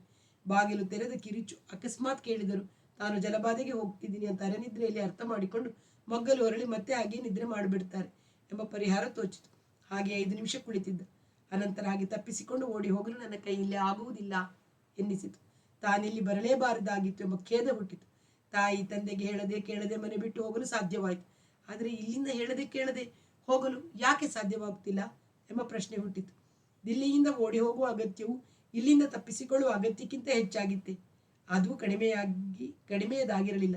ಒಳ್ಳೆಯ ಶಾಲೆ, IIT, IIM ಮೊದಲಾದ ಕಡೆಗೆ ಹಣ ಕೊಟ್ಟು ಕಳಿಸಿ ಓದಿಸಿ ನಾನು ಅಂಥ ಒಳ್ಳೆಯ ಕೆಲಸ ಬಿಟ್ಟು ಸಂಗೀತ ಹಿಡಿತೀನಿ ಅಂದಾಗ ಕೋಪಗೊಂಡರು. ಅನಂತರ ಅದಕ್ಕೆ ಹೊಂದಿಕೊಂಡು ಇದರಲ್ಲಾದರೂ ಮುಂದುವರಿಯುತ್ತಾನೆ ಎಂಬ ಆಶೆ ಇಟ್ಟುಕೊಂಡಿರುವ, ಇನ್ನೇನು ದೊಡ್ಡ ಪ್ರಚಾರದಿಂದ ಪ್ರವೇಶ ಕಚೇರಿ ಕೊಡ್ತೀನಿ ಅನ್ನುವ ಸ್ಥಿತಿಗೆ ಬಂದಿರುವಾಗ ಇದ್ದಕ್ಕಿದ್ದಂತೆ ಸಂಗೀತವನ್ನ ಕೈ ಬಿಡ್ತೀನಿ, ನನಗೆ ಅದರ ಮೇಲೆ ಆಸ್ಥೆ ಇದ್ದಕ್ಕಿದ್ದಂತೆ ಹಸಿದು ಕುಸಿದು ಮಣ್ಣಾಗಿದೆ ಅಂತ ಹೇಳಿದ್ದರೆ, ಸ್ಥಿಮಿತ ಮನಸ್ಸಿಲ್ಲದ ಹುಚ್ಚಾಂತ ಬಯದೆ ಇರುತ್ತಿದ್ದರೆ ಯಾಕೆ ಆಸ್ತೆ ಕುಸಿಯಿತು? ಇಷ್ಟು ವರ್ಷ, ಅದರಲ್ಲೂ ಈ ವರ್ಷ ಅಷ್ಟು ಆಸ್ತೆಯಿಂದ ಸಾಧನೆ ಮಾಡಿ ವಿಜಯ ಮಿಶ್ರನ ಸಂಗಡ ರಿಯಾಜ್ ಮಾಡಿ ಪ್ರವಾಸ ಕಾರ್ಯಕ್ರಮವು ನಿಶ್ಚಯವಾಗಿರುವಾಗ ಸುಮ್ಮನೆ ಆಸ್ತೆ ಹೇಗೆ ಕುಸಿಯುತ್ತದೆ? ಅದರ ಒಳ ಕಾರಣ ಒಂದು ಇರಲೇಬೇಕು. ಅದೇನು ಹೇಳು ಅಂತ ಕೇಳಿಯೇ ಕೇಳ್ತಾರೆ. ಆದರೆ ನನ್ನ ಅವಳ ಸಂಬಂಧದ ಅಸಹ್ಯವು ಸಂಗೀತದ ಮೇಲೆ ಅಸಹ್ಯವಾಗಿ ಹೊಮ್ಮಲು ಮನಸ್ಸಿಗೆ ಅವಕಾಶ ಕೊಡಬಾರದಾಗಿತ್ತು. ಆದರೆ ಅದನ್ನು ತಡೆಯಲು ಸಾಧ್ಯವೇ ಆಗಲಿಲ್ಲ. ದಿಲ್ಲಿಯಲ್ಲಿದ್ದು ಪ್ರವೇಶ ಕಚೇರಿ ರದ್ದು ಮಾಡಿದ್ದರು ಅಪ್ಪ ಕೇಳುತ್ತಿದ್ದರು. ದಿಲ್ಲಿಯನ್ನು ಬಿಡಬೇಕೆನ್ನುವ ಒತ್ತಡ ಹುಟ್ಟಿಬಿಟ್ಟಿತ್ತು. ಆ ಮಹಾನಗರ, ಭಾರತದ ರಾಜಧಾನಿ, ಮಯನೆಂಬ ವಾಸ್ತುಶಿಲ್ಪಿಯ ಕಲ್ಪನೆಯಿಂದ ಕಟ್ಟಲ್ಪಟ್ಟ ಇಂದ್ರಪ್ರಸ್ಥ. ಪಾಂಡವರು ಭಾರಿ ಮನೆ ಕಟ್ಟಿ ಜಂಬದ ಗೃಹ ಪ್ರವೇಶ ಮಾಡಿ ದಾಯಾದಿಗಳ ಮತ್ಸರ ಕೆರಳಿಸಿ ಜೂಜಿನ ಒತ್ತೆಯಾಗಿಟ್ಟು ಸೋತು ಕೊನೆಗಾಲಕ್ಕೆ ಕೈಬಿಟ್ಟು ಹಸ್ತನಾವತಿಗೆ ಹೋಗಿ ಪಟ್ಟ ಕಟ್ಟಿಸಿಕೊಂಡ ನೈತಿಕ ಸೂಕ್ಷ್ಮಗಳು ಬಾಧಿಸುತ್ತಾ ಅಂಥ ದಿಲ್ಲಿಯಲ್ಲಿ ಇರುವುದು ಹೇಗೆ ಸಾಧ್ಯ ಎಂದುಕೊಳ್ಳುವಾಗ, ಹೌದು, ದಿಲ್ಲಿಯಲ್ಲಿ ಜನಗಳು ಕಟ್ಟಿಸುತ್ತಿರುವ ಭವ್ಯ ವಾಸದ ಮಹಲ್ಗಳಂತೂ ಭಾರತದ ಬೇರಾವ ಊರಿನಲ್ಲೂ, ಮುಂಬೈ, ಕಲ್ಕತ್ತಾ, ಮದ್ರಾಸ್, ಬೆಂಗಳೂರು ಎಲ್ಲೂ ಇಲ್ಲ, ಕಟ್ಟಿಸುತ್ತಿಲ್ಲ ಎಂಬ ನೆನಪು ಬಂತು. ಎಷ್ಟು ಬಗೆಯಾದ ಗೋಂದಿನಂತೆ ಅಂಟಿಕೊಳ್ಳುವ ಪಾಪವನ್ನು ಮೆತ್ತಿಕೊಂಡು ಹೊರಟೆ ದಿಲ್ಲಿಯಿಂದ. ಹರಿದ್ವಾರಕ್ಕೆ ಹೋಗಿ ಆಗ ತಾನೇ ಹಿಮಾಲಯದಿಂದ ಇಳಿದ ಶುದ್ಧ ಗಂಗೆಯಲ್ಲಿ ಮುಳುಗಿ ಅದೆಷ್ಟು ಸಲ ಉಜ್ಜಿ ಮುಳುಗು ಹಾಕಿದರೂ ತೊಳೆದು ಹೋಗದ ಪಾಪ ಭಾವ. ದಿಲ್ಲಿಯನ್ನು ಗಂಗೆಯ ತಟದಲ್ಲಿ ಕಟ್ಟಲಿಲ್ಲ, ಅದೃಷ್ಟಕ್ಕೆ. ಕಟ್ಟಿದರೆ ಅವಳು ಪಾವಿತ್ರ್ಯ ನಷ್ಟದಿಂದ ಸೊರಗುತ್ತಿದ್ದಳು ಎನ್ನಿಸಿತು. ಧರ್ಮಶಾಲೆಯಲ್ಲಿ ವಾಸ, ಯಾವುದಾದರೂ ಅಗ್ಗದ ಅಂಗಡಿಯಲ್ಲಿ ರೊಟ್ಟಿ ಸಬ್ಜಿ ತಿನ್ನುತ್ತಾ ಗಂಗೆಯ ತಟದಲ್ಲಿ ಕೂತು ಮನುಷ್ಯ ಸಂಬಂಧಗಳನ್ನು, ಪಾಪ ಪುಣ್ಯ ಭಾವಗಳನ್ನು ಕುರಿತು ಚಿಂತಿಸುತ್ತಾ ಹರಿದ್ವಾರದಲ್ಲಿ 10 ದಿನವಿದ್ದ ಮೇಲೆ ಬದರಿಗೆ ಯಾಕೆ ಹೋಗಬಾರದು ಎನಿಸಿ ಋಷಿಕೇಶಕ್ಕೆ ಹೋಗಿ ಅಲ್ಲಿಂದ ಬಸ್ ಹತ್ತಿ ಬದರಿಗೆ ಹೋದರೆ ಅಲ್ಲೇ ಇದ್ದು ಬಿಡುವ ಬಯಕೆ. ಅಲ್ಲಿ ಏನಿದೆ ಅಂತ ನನ್ನನ್ನು ನಾನು ಕೇಳಿಕೊಂಡರೆ ಇಂಥದ್ದಿದೆ ಎಂದು ಖಚಿತವಾಗಿ ಹೇಳಲು ತೋಚದು. ಆದರೆ ಮನಸ್ಸನ್ನು ತೊಳೆಯುವ ವಾತಾವರಣ, ಸ್ಥಾನಶಕ್ತಿ. ಅಲ್ಲೇ ಧರ್ಮಶಾಲೆಯಲ್ಲಿ ಕಂಬಳಿ ಹೊದೆದು ಕೂರುವುದು, ಅಲಕನಂದೆಯ ತಟದಲ್ಲಿ ತಿರುಗುವುದು, ತಪ್ತ ಕುಂಡದಲ್ಲಿ ಮುಳುಗು ಹಾಕುವುದು, ನರ ಪರ್ವತ, ನಾರಾಯಣ ಪರ್ವತಗಳ ಹಿಮಚ್ಛಾದಿತ ಶಿಖರಗಳನ್ನು ದಿಟ್ಟಿಸುವುದು, ಇಷ್ಟು ಸಾಕು. ಎಲ್ಲವನ್ನು ತೊಳೆದುಕೊಂಡಂತ ಭಾವ, ಅಲ್ಲೇ ನೆಲೆಸಿ ಬಿಡುವ ಆಸೆ. ಒಂದು ದಿನ ಬೆಳಗಿನ ಚಳಿಯಲ್ಲಿ ಕಂಬಳಿ ಹೊದೆದು ಮಲಗಿದ್ದಾಗ ಲೌಡ್ ಸ್ಪೀಕರ್ನಲ್ಲಿ ಕೇಳತೊಡಗಿದ ರುದ್ರ ವೀಣೆಯ ಸ್ವನ ಯಾವ ರಾಗವೆಂದು ಗುರುತಿಸುವಷ್ಟು ಎಚ್ಚರವಿಲ್ಲದ ಬುದ್ಧಿಯ ಸ್ಥಿತಿಯಲ್ಲಿ ಆ ಘನ ಪರ್ವತದ ತಾಣವನ್ನು ತುಂಬಿಕೊಳ್ಳುತ್ತಿದ್ದ ಗಂಭೀರ ಸ್ವನ. ರೆಕಾರ್ಡ್ ಹಾಕಿದ್ದಾರೆ, ಟೇಪ್ ಹಾಕಿದ್ದಾರೆ. ಕ್ರಮೇಣ ಗೊತ್ತಾಯಿತು, ಭೈರವ ರಾಗ. ಮೈಮರೆತು ಮಲಗಿರುವ ಬೆಳಗನ್ನು ಮೃದುವಾಗಿ ಎಚ್ಚರಿಸುವ ರಾಗ. ರೆಕಾರ್ಡ್ ಇರ್ಲಿಕ್ಕಿಲ್ಲ, ಯಾರೋ ಬಾರಿಸುತ್ತಿದ್ದಾರೆ ಎಂದು ಕಂಬಳಿ ಒದೆದು ಧರ್ಮಶಾಲೆಯಿಂದ ಹೊರಬಂದು ನೋಡಿದರೆ ದೇವಸ್ಥಾನದ ಶಿಖರಕ್ಕೆ ಲೌಡ್ ಸ್ಪೀಕರ್ ತಲುಗಿಸಿ ಅದರಿಂದ ಹೊಮ್ಮುತ್ತಿದೆ ಬೆಳಗನ್ನು ಸೃಷ್ಟಿಸುವ ಭೈರವ. ಸರಸರನೆ ನಡೆದು ಹೋಗಿ ನೋಡಿದರೆ ಗೊತ್ತಾಯಿತು, ದೇವಸ್ಥಾನದ ಜಗಲಿಯ ಶೀತ ಗಾಳಿ ಬೀಸದ ಒಂದು ಮೂಲೆಯಲ್ಲಿ ಒಬ್ಬ ಭೈರವಿ ಕಂಬಳಿ ಹೊಸೆದು ಕಂಬಳಿಯ ಮೇಲೆ ಕುಳಿತು ರುದ್ರವೀಣೆ ಬಾರಿಸುತ್ತಿದ್ದಾರೆ. ಎದುರಿಗೊಂದು ಮೈಕ್ರೋಫೋನ್, ತಬಲಾ, ಪಕ್ವಾಸ್ ಮೊದಲಾದ ಯಾವ ತಾಳವಾದ್ಯವೂ ಇಲ್ಲ. ನೋಡಿದ ತಕ್ಷಣ ಅನಿಸ್ತು, ದೇವರ ಸೇವೆ ಮಾಡುವುದಕ್ಕೆ ಈತ ಇಲ್ಲಿ ಕೂತು ಬಾರಿಸುತ್ತಿದ್ದಾರೆ. ರಾತ್ರಿ ಮಲಗಿರುವ ದೇವರನ್ನು ಎಬ್ಬಿಸುವ ಉದಯ ರಾಗವಾಗಿ ಭೈರವ ನುಡಿಸುತ್ತಿದ್ದಾರೆ. ಆಗ ತಾನೇ ದೇವಸ್ಥಾನದ ಒಳಗೆ ಹೋಗುತ್ತಿದ್ದ ಒಬ್ಬ ಅರ್ಚಕರನ್ನು ಕೇಳಿದ್ದಕ್ಕೆ ಅವರು, ಇವರು ಗೊತ್ತಿಲ್ವಾ? ಓಂಕಾರ್ ಬಾಬಾ. ಪ್ರತಿ ಬೇಸಿಗೆಯಲ್ಲೂ ಬದರಿಕಾಶ್ರಮಕ್ಕೆ ಬಂದು 1 ತಿಂಗಳಿದ್ದು ಬೆಳಿಗ್ಗೆ ಮಧ್ಯಾಹ್ನ ಸಂಜೆ ಬದರಿ ನಾರಾಯಣನಿಗೆ ಸಂಗೀತ ಸೇವೆ ಮಾಡಿ ಹೋಗ್ತಾರೆ. ಮಥುರಾದಲ್ಲಿ ಒಂದು ಉಚಿತ ಸಂಗೀತ ಶಾಲೆ ನಡೆಸ್ತಾರೆ ಎಂದಾಗ ನೆನಪು ಬಂತು. ಓಂಕಾರ್ ಬಾಬಾ ಸಂಗೀತವನ್ನು ಸೇವಾ ವಿಧಾನವಾಗಿ ಮಾಡಿಕೊಂಡ ಸನ್ಯಾಸಿ. ಭಾರತದ ಹಲವು ಕಡೆಗಳಲ್ಲಿ ಕಚೇರಿ ಮಾಡುತ್ತಾರೆ. ಬಂದ ಹಣವನ್ನು ಸಂಗೀತ ಶಾಲೆಗೆ ಹಾಕ್ತಾರೆ. ಹುಡುಗರಿಗೆ ಉಚಿತ ಊಟ, ತಿಂಡಿ, ಬಟ್ಟೆ, ತಂಬೂರಿ, ಹಾರ್ಮೋನಿಯಂ ಅಥವಾ ಬಾರಿಸುವ ವಾದ್ಯಗಳು. ತಾನು ಅವರ ಕಚೇರಿ ಕೇಳಿಲ್ಲ. ಸಂಗೀತವನ್ನು ವ್ಯಾಪಾರಕ್ಕಿಳಿಸಿರುವ ಈ ಕಾಲದಲ್ಲಿ ಇವರ ನಿಷ್ಠೆ ಸ್ತುತ್ಯವಾದದ್ದು ಅನ್ನಿಸ್ತು. ಹೋಗಿ ಅವರ ಹತ್ರ ಕುಳಿತು ಜಗಲಿಯ ಮೇಲೆ ಕುಳಿತು. ಗಾಳಿಗೆ ಮರೆಯಾಗಿದ್ದರೂ ಚಳಿ ಕೊರೆಯುತ್ತಿತ್ತು. ಮತ್ತೆ ಅಲ್ಲಿ ಯಾರೂ ಇರಲಿಲ್ಲ. ಭಾವ ತಮ್ಮ ಪಾಡಿಗೆ ತಾವು ಬಾರಿಸುತ್ತಿದ್ದರು. 60 ಮೀರಿದ ವಯಸ್ಸು, ಇಳಿಬಿದ್ದ ಬಿಳಿ ಕೂದಲು, ಗಡ್ಡ ಮೀಸೆಗಳು. ಯಾರೂ ಸಂಗೀತವನ್ನು ಕೇಳುತ್ತಿರಲಿಲ್ಲ. ಯಾರಿಗೂ ಅರ್ಥವಾಗುವಂತೆ ಕಾಣಲಿಲ್ಲ. ಪೂಜಾರಿಗಳು, ಕೆಲಸಗಾರರು ತಮ್ಮ ವೃತ್ತಿಯ ಗಡಿಬಿಡಿಯಲ್ಲಿದ್ದರು. ಭಕ್ತಾದಿಗಳು ಪ್ರವಾಸಿ ಉದ್ಯೋಗ, ಭಕ್ತಿಯ ಉದ್ಯೋಗ ಮತ್ತು ಪುಣ್ಯ ಸಂಪಾದನೆ ಉದ್ಯೋಗಗಳಿಂದ ಕಿರುಚಿ ಅರಚುತ್ತಿದ್ದರು. ಎಂಥ ಚಳಿ ಎಂದು ಉತ್ಪ್ರೇಕ್ಷಿಸಿ ಹೇಳಿಕೊಳ್ಳುತ್ತಿದ್ದರು. ಆದರೂ ಬಾಬಾ ತಮ್ಮ ಪಾಡಿಗೆ ತಾವು ವಾದ್ಯದಲ್ಲಿ ಲೀನರಾಗಿ ಬಾರಿಸಿಕೊಳ್ಳುತ್ತಿದ್ದರು. ಕಚೇರಿಗಳಲ್ಲಿ ಯಾರಾದರೂ ಸೀತರೆ ಸಾಕು, ಸಂಗೀತಗಾರರ ಮೂಡು ಕೆಡುತ್ತದೆ. ಆದರೆ ಇವರು ಇಂಥ ಸಂತೆಯಲ್ಲಿ ಎಷ್ಟು ಮಗ್ನರಾಗಿ ಬಾರಿಸುತ್ತಿದ್ದಾರೆ. ಕಚೇರಿಯ ಕಲಾವಿದರು ಇನ್ನೊಬ್ಬರಿಗೆ ಬಾರಿಸುತ್ತಾರೆ. ಇವರು ತಮಗೆ ತಾವೇ ಬದರಿ ನಾರಾಯಣನನ್ನು ತಮ್ಮೊಳಗೆ ಭಾವಿಸಿಕೊಂಡು ಬಾರಿಸುತ್ತಿದ್ದಾರೆ. ಸಂಗೀತಗಾರನು ಈ ಸ್ಥಿತಿಯನ್ನು ತಲುಪಬೇಕು ಎನ್ನಿಸಿತು. ಇಲ್ಲಿ ಸಂಗೀತವೂ ಶುದ್ಧವಾಗಿದೆ. ಬರೀ ಬೆಳಕು ಹರಿಯುವ ಲಹರಿಯಲ್ಲಿ ಜಗತ್ತಿನ ನಿಯಾಮಕ ತತ್ವವನ್ನು ಜಾಗೃತಗೊಳಿಸುವ ಭಾವ ಹೊಮ್ಮುತ್ತಿದೆ ಎಂದು ಅರ್ಥ ಕಾಣಿಸತೊಡಗಿತು. ತುಸು ಹೊತ್ತಿನ ನಂತರ ನನಗೂ ಭೈರವದ ಲಹರಿ ಹೊತ್ತಿ ಮನಸ್ಸು ರಾಗ ವಿಸ್ತಾರದ ಕಲ್ಪನೆಯಲ್ಲಿ ತೊಡಗಿತು. ರಾಗಾಲಾಪದ ಈ ಮಜಲಿನಲ್ಲಿ ನಾನೇ ಸಿತಾರು ಹಿಡಿದು ಬಾರಿಸುತ್ತಿದ್ದರೆ ಯಾವ ಪಲಕುಗಳನ್ನು ಹೇಗೆ ಬೆಳೆಸುತ್ತಿದ್ದೆ, ಎಂಥ ಅನೂಹ್ಯ ಸಂಧಿಯಲ್ಲಿ ನುಸುಳಿ ಮೇಲೆ ಧುಮುಕುತ್ತಿದ್ದೆ ಎಂಬ ತಾಂತ್ರಿಕ ಸಾಧನೆಗಳು ಕಾಣತೊಡಗಿದವು. ಮನಸ್ಸು ಓಂಕಾರ ಬಾಬರ ರುದ್ರ ವೀಣೆಯನ್ನು ಎಲ್ಲೋ ಬಿಟ್ಟು ನನ್ನ ಜ್ಞಾನ ಅದರ ಆಧಾರದಿಂದ ನಾನು ಹಾರಬಹುದಾದ ನಾದಾಕಾಶದ ರಚನೆ, ವಿನ್ಯಾಸ, ಒಳಸುಳಿವುಗಳನ್ನು ತೊಡಗಿತು. ಸ್ವಲ್ಪ ಹೊತ್ತಿಗೆ ಈ ಬಾಬಾ ಅವರು ರಾಗಗ್ರಹಣ ಸಮರ್ಪಕವಾಗಿಲ್ಲ. ರಾಗದ ಸಾಧ್ಯತೆಗಳನ್ನೆಲ್ಲ ತಡಕಿ ಹುಡುಕಿ ಬೆಳೆಸುವ ಶಕ್ತಿ ಇವರಿಗಿಲ್ಲ. ದೈವ ಭಕ್ತಿಯಿಂದ ಕಲೆ ಬೆಳೆಯುವುದಿಲ್ಲ. ಕಲೆಯ ಮೇಲೆ ನಿಷ್ಠೆ ಬೇರೆ ಸ್ತರದು ಎಂಬ ಅರಿವಾಗತೊಡಗಿತು. ಅದಕ್ಕೆ ಇರಬೇಕು. ಕಲೆ ಬೆಳೆಯಲು ಬದರಿ ಬೇಕಿಲ್ಲ, ಗಂಗಾ ತಟ ಬೇಕಿಲ್ಲ ಎನಿಸತೊಡಗಿತು. ನನ್ನ ಮನಸ್ಸಿನಲ್ಲಿ ಗೊಂದಲ ಹುಟ್ಟಿತು. ನಾನು ಇಲ್ಲಿಗೆ ಬಂದದ್ದೇಕೆ? ಸಂಗೀತದಲ್ಲಿ ಇನ್ನಷ್ಟು ಎತ್ತರದ ಕಲ್ಪನೆಯನ್ನು ಪಡೆಯಲೆಂದೆ. ಅಲ್ಲಿ ತೊಡೆಮಟ್ಟ ಹೂತುಕೊಂಡ ನೈತಿಕ ಕೆಸರಿನಿಂದ ನನ್ನನ್ನು ನಾನು ಬಿಡಿಸಿಕೊಳ್ಳಲು ಸಾಧ್ಯವಾದೀತೆಂದು ಬಂದೆ. ಮತ್ತೆ ಮನಸ್ಸು ಸಂಗೀತ ಕಡೆಗೆ ಹೋಗುತ್ತಿದೆ ಅನ್ನಿಸಿತು. ಬಾಬಾ ರಾಗಾಲಾಪವನ್ನು ಹೇಗೆ ಬೆಳೆಸಿದರೆ ನನಗೇನು? ಇದು ನನ್ನನ್ನು ಕಾಡುವ ಪ್ರಶ್ನೆಯೇ ಅಲ್ಲ, ಆಗಬಾರದು ಎಂಬ ಸ್ಪಷ್ಟತೆ ಕಾಣಿಸಿತು. ತುಸು ಹೊತ್ತಾದ ಮೇಲೆ ಅವರು ಭೈರವದ ಆಲಾಪವನ್ನು ಮುಗಿಸಿದರು. ಅನಂತರ ಕಣ್ಣು ಬಿಟ್ಟರು. ಹತ್ತಿರವಿದ್ದ ನಾನು ಕಣ್ಣಿಗೆ ಬಿದ್ದೆ. ನನಗೆ ಗೊತ್ತಿಲ್ಲದಂತೆ ನನ್ನ ಬಲಗೈಯಿಂದ ತೊಡೆಯ ಮೇಲೆ ಪೆಟ್ಟು ಹಾಕಿಕೊಂಡು ತಾಳದ ಗತ್ತು ತೋರಿಸಿದೆ. ಅವರ ಕಣ್ಣುಗಳು ಮಿಂಚಿದವು. ಜೊತೆಗೊಬ್ಬ ತಾಳ ಕೊಡುವವನಿಲ್ಲದಿದ್ದರೆ ಅವರು ಅಲ್ಲಿಗೆ ರಾಗವನ್ನು ನಿಲ್ಲಿಸಿ ಬೇರೊಂದು ರಾಗಕ್ಕೆ ಹೋಗಲು ಶ್ರುತಿ ಗೂಟಗಳಿಗೆ ಕೈ ಹಾಕಿದ್ದವರು ಮತ್ತೆ ಭೈರವವನ್ನೇ ಆರಂಭಿಸಿದರು. ನಾನು ತೋರಿಸಿದ ತ್ರಿತಾಳಕ್ಕೆ ತಕ್ಕ ಗತ್ತನ್ನು ಬಾರಿಸತೊಡಗಿದರು. ಅವರಿಗೆ ಸ್ವತಂತ್ರ ಕೊಟ್ಟರೆ ಯಾವ ತಾಳದ ಗತ್ತು ಆರಂಭಿಸುತ್ತಿದ್ದರು, ಈಗ ನಾನು ತೋರಿಸಿದ ತಾಳಕ್ಕೆ ಗಂಟು ಬಿದ್ದರು. ಇಂತಹ ಗಂಭೀರ ಭೈರವದ ಆಲಾಪ ಮಾಡಿದ ನಂತರ ತ್ರಿತಾಳಕ್ಕೆ ತೊಡಗುವುದು ನನ್ನ ಕಲಿಕೆ, ಅಭ್ಯಾಸ ಹಾಗೂ ಮನೋಧರ್ಮವಾಗಿದ್ದುದರಿಂದ ನಾನು ಅದನ್ನು ತೋರಿಸಿದೆ. ಬಾಬಾ ಖುಷಿಯಿಂದ ಅಂತರ್ಮುಖತೆಯಿಂದ ಹೊರಬಂದು ಬಾರಿಸತೊಡಗಿದರು. ಸಮ್ಮಿಗೆ ಬಂದಾಗ ನನ್ನ ಮುಖ ನೋಡುವುದು, ಆವರ್ತನಗಳನ್ನು ಸುತ್ತುವ ನಡುವೆ ಆಶ್ಚರ್ಯಕರ ರೀತಿಯಲ್ಲಿ ಜಿಗಿದು ತಲುಪಿದ ಖುಷಿಯಲ್ಲಿ ನನ್ನ ಮುಖವನ್ನು ನೋಡಿ ಮುಗುಳ್ನಗುವುದು, ಲಯಕಾರಿಯನ್ನು ಬದಲಿಸುವ ವಿಧ ತಾಳವಿನ್ಯಾಸಗಳಲ್ಲಿ ತೊಡಗುವುದು, ಆಗ ವಾದ್ಯದ ಮೇಲೆ ವಿಶೇಷ ವಾಂಚೆ ತೋರುವುದು ಮೊದಲಾದ ಶುದ್ಧ ಸಂಗೀತಗಾರರ ಲಕ್ಷಣಗಳೆಲ್ಲ ಅವರಲ್ಲಿ ಕಾಣತೊಡಗಿದವು. ಆ ರಾಗವನ್ನು ಮುಗಿಸಿದ ನಂತರ ಖುಷಿಯಿಂದ ನನ್ನ ಕಡೆಗೆ ಹೇಳಿದರು, ಜೊತೆಗೊಬ್ಬ ಪಕಾವಾಜ್ನವನನ್ನ ಕರ್ಕೊಂಡ್ಬರೋಣ ಅಂದ್ರೆ ಯಾರು ಸಿಕ್ಕೋದಿಲ್ಲ. ಅಲ್ಲಿ 1 ತಿಂಗಳು ಚಳಿಲಿ ಯಾರಿರ್ತಾರೆ? ಈ ಚಳಿಗೆ ತಬಲಾದ ಚರ್ಮವೆಲ್ಲ ಸೆಟೆದು ಬಿಗಿಯಾಗಿ ಶ್ರುತಿ ಸಿಕ್ಕೋದು ಕಷ್ಟ. ಅದೇನಿದ್ದರೂ ಭಕ್ತಿಗೀತ ಆಡೋಕೆ ಲಾಯಕ್ ಜಾಗವೇ ಹೊರತು ಶುದ್ಧ ಸಂಗೀತಕ್ಕಲ್ಲ ಅಂತಾರೆ. ಹಾಗಿದ್ದು ನೀವ್ಯಾಕೆ ಇಲ್ಲಿ ಶುದ್ಧ ಸಂಗೀತ ಬಾರಿಸ್ತೀರಿ? ದೇವರಿಗೆ ನೈವೇದ್ಯ ಮಾಡದೆ ಇದ್ದರೆ ಸಂಗೀತಕ್ಕೆ ಪಾವಿತ್ರ್ಯ ಬರೋದು ಹೇಗೆ ಅಂದರು ಆಧ್ಯಾತ್ಮದ ಮಾತು ಹೇಳುವವರಂತೆ. ಹೀಗೆ ಶುರುವಾದ ಪರಿಚಯ ನನಗೆ ದೇವಸ್ಥಾನದ ಅತಿಥಿ ಗೃಹದಲ್ಲೇ ಒಂದು ಕೋಣೆ ಕೊಡಿಸಿದರು. ಬೆಚ್ಚಗಿನ ಚರ್ಪಾಯ್, ರಜಾಯ್, ಕಂಬಳಿ, ದೇವರ ಆರೋಗಣೆಗೆ ಮಾಡುತ್ತಿದ್ದ ಮಿಷ್ಟಾನ್ನ ಪ್ರಸಾದ, ಬೆಳಿಗ್ಗೆ ಮಧ್ಯಾಹ್ನ ಸಂಜೆ ಅವರು ಬಾರಿಸುವಾಗ ಕಂಬಳಿ ಹೊಲದು ಎದುರಿಗೆ ಕೂರುವುದು, ಅನಂತರ ಅವರ ವಾದನದ ಮೇಲೆ ಒಂದೊಂದೇ ರಾಗದ ವಿವರಗಳನ್ನು ಬಿಡಿಸಿ ವಿಮರ್ಶಿಸುವುದು. ನನಗೆ ಹೀಗನ್ನಿಸುತ್ತೆ, ಸಿತಾರ್ನಲ್ಲಿ ಮಾಡುವ ಕೆಲಸ ರುದ್ರವೀಣೆಯಲ್ಲಿ ಬರದೇ ಇರಬಹುದು ಎಂಬ ಎಚ್ಚರ ವಾಕ್ಯವನ್ನು ಸೇರಿಸಿ ಕ್ರಮೇಣ ಸ್ನೇಹ ಬೆಳೆಸಿತು. ನನ್ನ ಹಿನ್ನೆಲೆ ಹೇಳಿದೆ. ನಾನು ಯಾಕೆ ಪ್ರವೇಶ ಕಚೇರಿಯನ್ನು ಬಿಟ್ಟು ದಿಲ್ಲಿಯಿಂದ ಹೊರಬಂದೆ ಎಂಬುದನ್ನು ಹೇಳಿದೆ. ಯಾವ ವ್ಯಕ್ತಿಯ ಹೆಸರನ್ನು ಹೇಳಲಿಲ್ಲ, ಅವರು ಕೇಳಲಿಲ್ಲ. ಸಂಗೀತ ಕ್ಷೇತ್ರದಲ್ಲಿ ಇವೆಲ್ಲ ಆಗುವಂಥದ್ದೇ. ನಾನು ಅಂತ ಕಡೆ ತಾನೇ ಕಲಿತದ್ದು. ಆಕೆಗೆ ಸಂಗೀತ ಅಂದರೆ ಮೋಹ ಇರಬಹುದು. ಆ ಮೋಹವೇ ಕಲಾಕಾರನ ಮೇಲೆ ತಿರುಗಿ ಗಟ್ಟಿಯಾಗಿ ಹಿಡಿದು ನಿಂತು ಬಿಡುತ್ತದೆ. ತಾನು ಬಾರಿಸುವುದು ಜನರ ಮೆಚ್ಚುಗೆಗಲ್ಲ, ದೇವರನ್ನು ಮೆಚ್ಚಿಸಲು ಅನ್ನುವ ಭಾವನೆ ಕಲಾಕಾರನಿಗಿದ್ದರೆ ಇಂಥದ್ರಲ್ಲಿ ಸಿಕ್ಕಿ ಹಾಕೊಳ್ಳುವುದು ಇಲ್ಲ. ಸಿಕ್ಕಿಕೊಂಡ ಪಾಪವು ತನಗೆ ತಾನೇ ಸುಟ್ಟು ಭಸ್ಮವಾಗುತ್ತದೆ. ನಮ್ಮ ಓಂಕಾರ ವಿದ್ಯಾಲಯದ ಆಧಾರ ತತ್ವವೇ ಇದು. ಅವರ ಮಾತಿನಲ್ಲಿ ಒಂದು ತೆರನಾದ ಪರಿಹಾರ ಕಾಣಿಸುತ್ತಿತ್ತು. ತನ್ನ ಪ್ರಜ್ಞೆಯೊಳಗೆ ಪಾದರಸದಂತೆ ಕುಳಿತಿದ್ದ ಪಾಪದ ಭಾವವು ಗಾಳಿಗೆ ತೆರೆದ ಪೆಟ್ರೋಲ್ನಂತೆ ಆವಿಯಾಗಿ ಹೋದ ಅನುಭವವಾಗುತ್ತಿತ್ತು. ಅಷ್ಟು ಸಾಕು ನನಗೆ.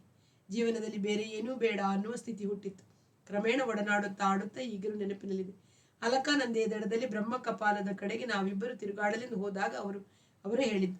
ಒಂದು ಸಲ ಕೇಳಿದ್ದಕ್ಕೆ ನಾನು ಒಪ್ಪಿದುದು. ನಾನು ಅವರೊಡನೆ ಮಧುರೆಗೆ ಹೋಗಿ ಅವರ ಓಂಕಾರ ವಿದ್ಯಾಲಯದಲ್ಲಿ ವಿದ್ಯಾರ್ಥಿಗಳಿಗೆ ಪಾಠ ಹೇಳುವುದು, ವಿದ್ಯಾಲಯದ ಪ್ರಿನ್ಸಿಪಾಲ್ನ ಕೆಲಸವನ್ನು ಮಾಡುವುದು. ಮಧುರೆಗೆ ಹೋದ 3-4 ತಿಂಗಳು ಕೆಲಸದಲ್ಲಿ ಮಗ್ನನಾಗಿ ಪಾಪದ ಭಾವನೆಯನ್ನೇ ಮರೆತಿದ್ದೆ. ಪಾಠ ಪ್ರವಚನಗಳಲ್ಲಿ ಒಂದು ಕ್ರಮ, ಆಧುನಿಕ ಕ್ರಮ ಮತ್ತು ಪರಂಪರೆಯ ಶಿಸ್ತು ಸಾಧನೆಗಳನ್ನು ಸಂಗಮಿಸುವ ವ್ಯವಸ್ಥೆಯನ್ನು ತರುವುದು, ವಿದ್ಯಾಲಯದ ಕಟ್ಟಡವನ್ನು ವಿಸ್ತರಿಸಲು ತಕ್ಕ ಯೋಜನೆ ಹಾಕುವುದು, ವಾಸ್ತುಶಿಲ್ಪಿಗೆ ವಿಚಾರಗಳನ್ನು ವಿವರಿಸುವುದು, ಹಣಕಾಸಿನ ಲೆಕ್ಕವನ್ನು ವ್ಯವಸ್ಥಿತಗೊಳಿಸುವುದು. ಬಾಬಾ ಸಂಗೀತದ ಕಚೇರಿಯಿಂದ ಮಾತ್ರವಲ್ಲ, ಭಕ್ತಾದಿಗಳಿಂದಲೂ ಕಾಣಿಕೆ ಪಡೆದು ವಿದ್ಯಾಲಯಕ್ಕೆ ಕೊಡುತ್ತಿದ್ದರು. ಆದರೆ ಸರಿಯಾಗಿ ಲೆಕ್ಕವಿಡುವುದು, ಬಂದ ಹಣವನ್ನು ಅವರ ನಂತರ ಉತ್ಪತ್ತಿ ಮಾಡುವುದು, ಹೂಡುವುದು ಯಾವುದೂ ಅವರಿಗೆ ತಿಳಿಯುತ್ತಿರಲಿಲ್ಲ. ಅವೆಲ್ಲವನ್ನು ನಾನು ತಲೆಯ ಮೇಲೆ ಹೊತ್ತುಕೊಂಡು ಕ್ರಮಬದ್ಧಗೊಳಿಸುವುದರಲ್ಲಿ ಮುಳುಗಿದ್ದಾಗ ಒಂದು ದಿನ ಬೆಳಿಗ್ಗೆ ಪಕ್ಕದ ಪಾಠದ ಕೋಣೆಯಲ್ಲಿ ಕೂತು ವಿದ್ಯಾರ್ಥಿಗಳಿಗೆ ಮತ್ ಜಯೋ ರಾಧಾ ಜಮುನಾಕ್ಕೆ ತೀರೆ ಅಕೇಲೆ ಹೇಳಿಕೊಡತೊಡಗಿದರು. ಕೇಳುತ್ತಾ ನನ್ನ ಮನಸ್ಸು ಭೈರವಿಯ ಮಧುರ ಆಕ್ರಂದನದಲ್ಲಿ ಕೊಚ್ಚಿ ಮಾಡುತ್ತಿದ್ದ ಲೆಕ್ಕ ಮರೆತು ಹೋಯಿತು. ವಾದ್ಯದಂತಲ್ಲ, ಗಾಯನದಲ್ಲಿ ಒಂದು ತುಣುಕಾದರೂ ಕಾವ್ಯವನ್ನು ಬಳಸುವುದರಿಂದ ತಕ್ಕ ಅರ್ಥದ ಚೌಕಟ್ಟನ್ನು ಕಟ್ಟಿ ರಾಗದ ಭಾವವನ್ನು ಮಡುಗಟ್ಟಿಸಬಹುದು ಅನ್ನಿಸಿತು. ತುಸು ಹೊತ್ತು ಅದನ್ನೇ ಕೇಳುತ್ತಿದ್ದ ನಂತರ ಮನುಷ್ಯನ ಧ್ವನಿಯಲ್ಲಿರುವ ಭಾವ ತೀವ್ರತೆ ಇತರ ವಾದ್ಯಗಳಿಗಿಲ್ಲ ಅನ್ನಿಸ್ತು. ಬಾಬಾ ಹುಡುಗರಿಗೆ ಬಿಡಿಸಿ ಬಿಡಿಸಿ ಹೇಳುತ್ತಿದ್ದರು. ಅದೇ ಸಾಲನ್ನು ರಾಧಾ ಜಮುನಾಕ್ಕೆ ತೀರ್, ರಾಧಾ ಜಮುನಾಕ್ಕೆ ತೀರ್ ಎಂದು ರಾಧಾ ಎನ್ನುವುದರ ಮೇಲೆ ಒತ್ತು ಕೊಟ್ಟು ತಿರುಗಿಸುತ್ತಿದ್ದಾಗ ನನಗೆ ಇಡೀ ಹಿಂದೂಸ್ತಾನಿ ಸಂಗೀತದ ಕರುಣ, ಮಧುರ, ಶೃಂಗಾರ ರಸಗಳೆಲ್ಲ ರಾಧೆಯನ್ನು ಅವಲಂಬಿಸಿರುವವು, ರಾಧಾಕೃಷ್ಣರ ಪ್ರಣಯದಿಂದ ಜಿನುಗಿ ಹರಿದಿರುವವು ಎಂಬ ಅರಿವಾಯಿತು. ಕೃಷ್ಣನಿಗಿಂತ ಹಿರಿಯಳಾದ ವಿವಾಹಿತ ಹೆಂಗಸು, ಅವಳೊಡನೆ ರಸಿಕ ರಂಗಿನ ಸಕಲ ಆಟಗಳನ್ನು ಆಡಿದ ತಾರುಣ್ಯವು ಇನ್ನೂ ಸರಿಯಾಗಿ ಮೊಳಕೆಯೊಡೆಯದ ಗಡ್ಡ ಮೀಸೆ ಚಿಗುರದ ಕೃಷ್ಣ ಪರಸ್ತ್ರೀ ಗಮನದ ದೋಷ ಪ್ರಜ್ಞೆ ಅವನ್ನಾದರೂ ಬಾಧಿಸಲಿಲ್ಲವೇ ಎಂಬ ಪ್ರಶ್ನೆಗಳ ಜೊತೆಗೆ ನನ್ನ ಮತ್ತು ಕಾಂತಿಯ ಸಂಬಂಧದ ನೆನಪು ಮರುಕಳಿಸಿ ಕಸಿಬಿಸಿಯಾಯಿತು.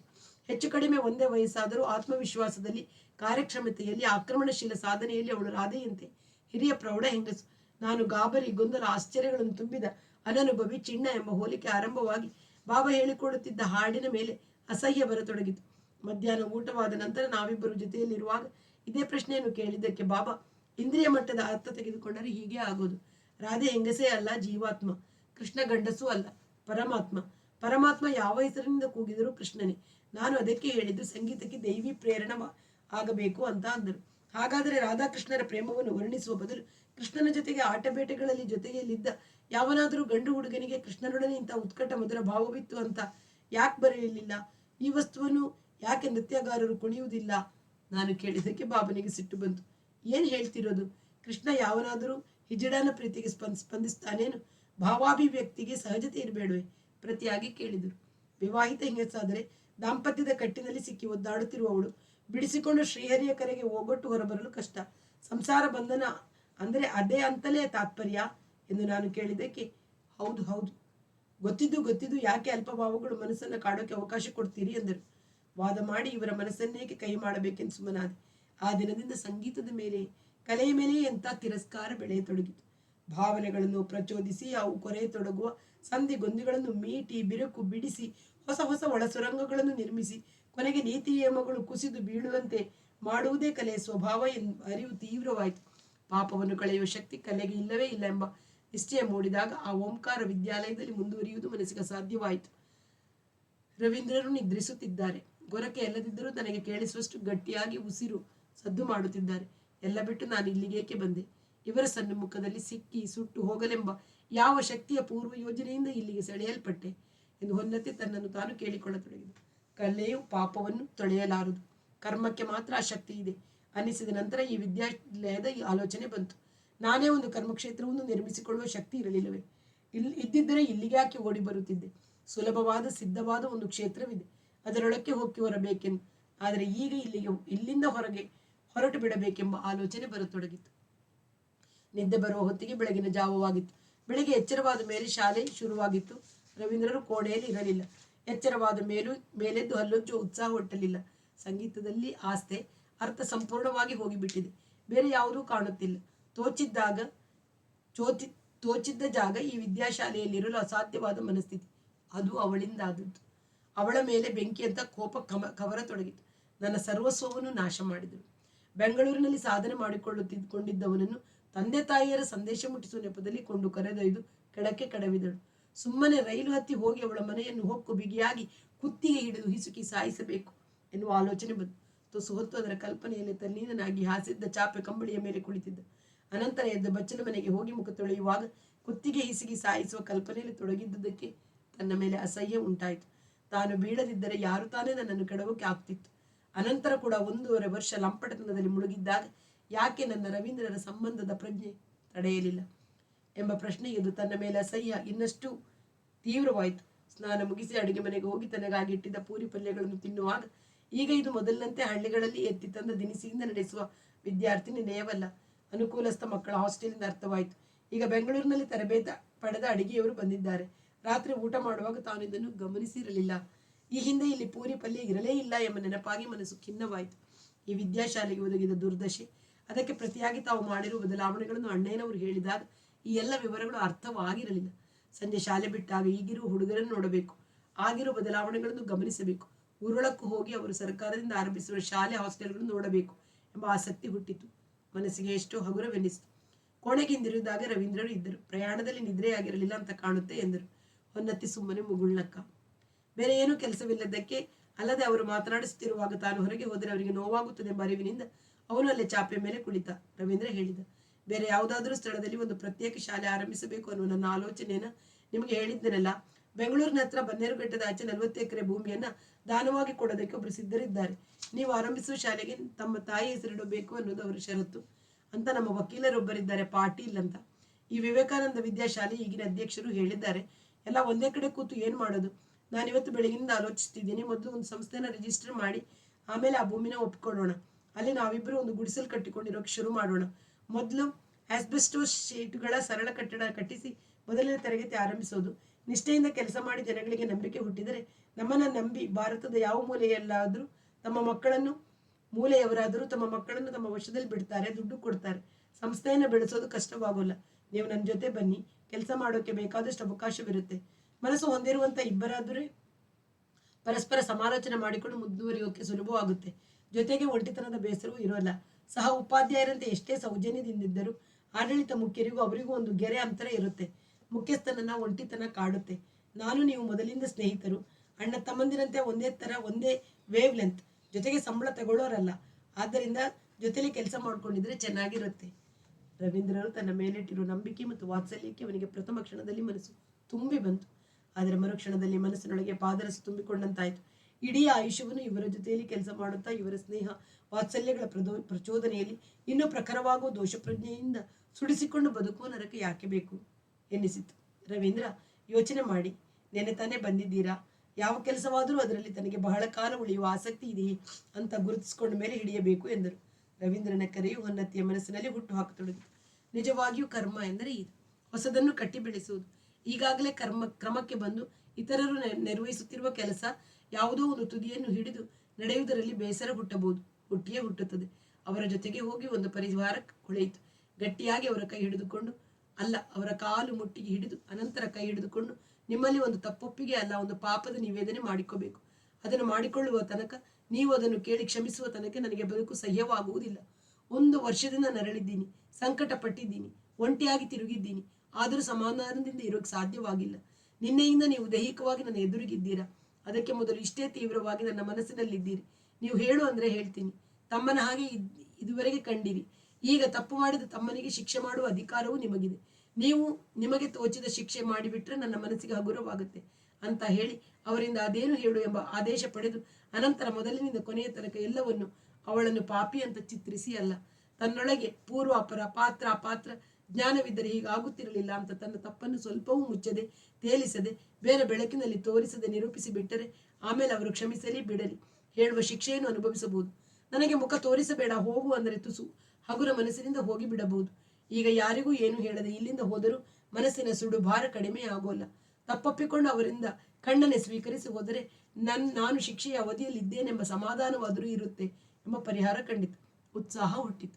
ಹೇಳಿ ಬಿಡುತ್ತೀನಿ, ಇವತ್ತು ರಾತ್ರಿಯೇ ಇದೇ ಕೋಣೆಯ ಬಾಗಿಲು ಹಾಕಿಕೊಂಡು ಹೇಳಿ ಬಿಡುಗಡೆ ಪಡಿತೀನಿ ಎಂಬ ಉತ್ಸಾಹದ ಪರಿಹಾರ ಕಂಡಿತು. ಕೋಣೆಯ ಬಾಗಿಲು ಹಾಕಿಕೊಂಡು ಕಾಲಿಗೆ ಚಪ್ಪಲಿ ಮೆಟ್ಟಿ ಒಬ್ಬನೇ ತಿರುಗಾಡಲು ಹೊರಗೆ ನಡೆದ. ತೋಟದ ಬದುವಿನ ಮೇಲೆ ನಡೆದು ತನ್ನ ಸಂಗೀತ ಸಾಧನೆಗೆಂದು ತೋಟದ ಕೊನೆಯಲ್ಲಿ ಕಟ್ಟೆಯ ಏರಿಯ ಮೇಲೆ ಕಟ್ಟಿದ್ದ ಪುಟ್ಟ ಹೆಂಚಿನ ಮನೆಯ ಬದಿಯ ಪಕ್ಕದ ಗಾಡಿ ಜಾಡಿನಲ್ಲಿ ಹೋಗುತ್ತಿರುವಾಗ ಒಂದು ನಿಮಿಷ ನಿಂತು ಆ ಮನೆಯನ್ನು ನೋಡುವ ಮನಸ್ಸಾಯಿತು. ಇದರ ಉದ್ದಗಲ ಒಳಗೆ ನಾನು ಸಂಗೀತ ಸಾಧನೆ ಮಾಡುವ ಜಗಲಿಗಳನ್ನೆಲ್ಲ ಯೋಜನೆ ಮಾಡಿ ಉತ್ಸಾಹದಿಂದ ಮೇಲ್ವಿಚಾರಣೆ ಮಾಡಿ ಕಟ್ಟಿಸಿದವನು ಅನೂಪ ಎಂಬ ನೆನಪು ಬಂತು. ಆ ಹುಡುಗನ ಬಗೆಗಿನ ತನ್ನಲ್ಲಿ ವಿಶೇಷ ವಾತ್ಸಲ್ಯವಿತ್ತು. ರವೀಂದ್ರನ ಮಗ ಎಂಬ ಕಾರಣದ ಜೊತೆಗೆ ಅವನ ಕ್ರಿಯಾಶಕ್ತಿ, ಚುರುಕು ಬುದ್ಧಿಗಳನ್ನು ಕಂಡು ಈ ಮನೆಯನ್ನು ಎಷ್ಟು ಚೆನ್ನಾಗಿ, ಎಷ್ಟು ಶ್ರದ್ಧೆಯಿಂದ ಆ ಚಿಕ್ಕ ವಯಸ್ಸಿನಲ್ಲಿ ಕಟ್ಟಿಬಿಟ್ಟ. ಇತ್ತೀಚೆಗೆ ನೋಡಿಲ್ಲ. ಮೈಸೂರಿನಲ್ಲಿ ಇಂಜಿನಿಯರಿಂಗ್ ಓದುತ್ತಿದ್ದಾನೆ ಎಂದು ಕಾಂತಿ ಹೇಳಿದ್ರಷ್ಟೇ.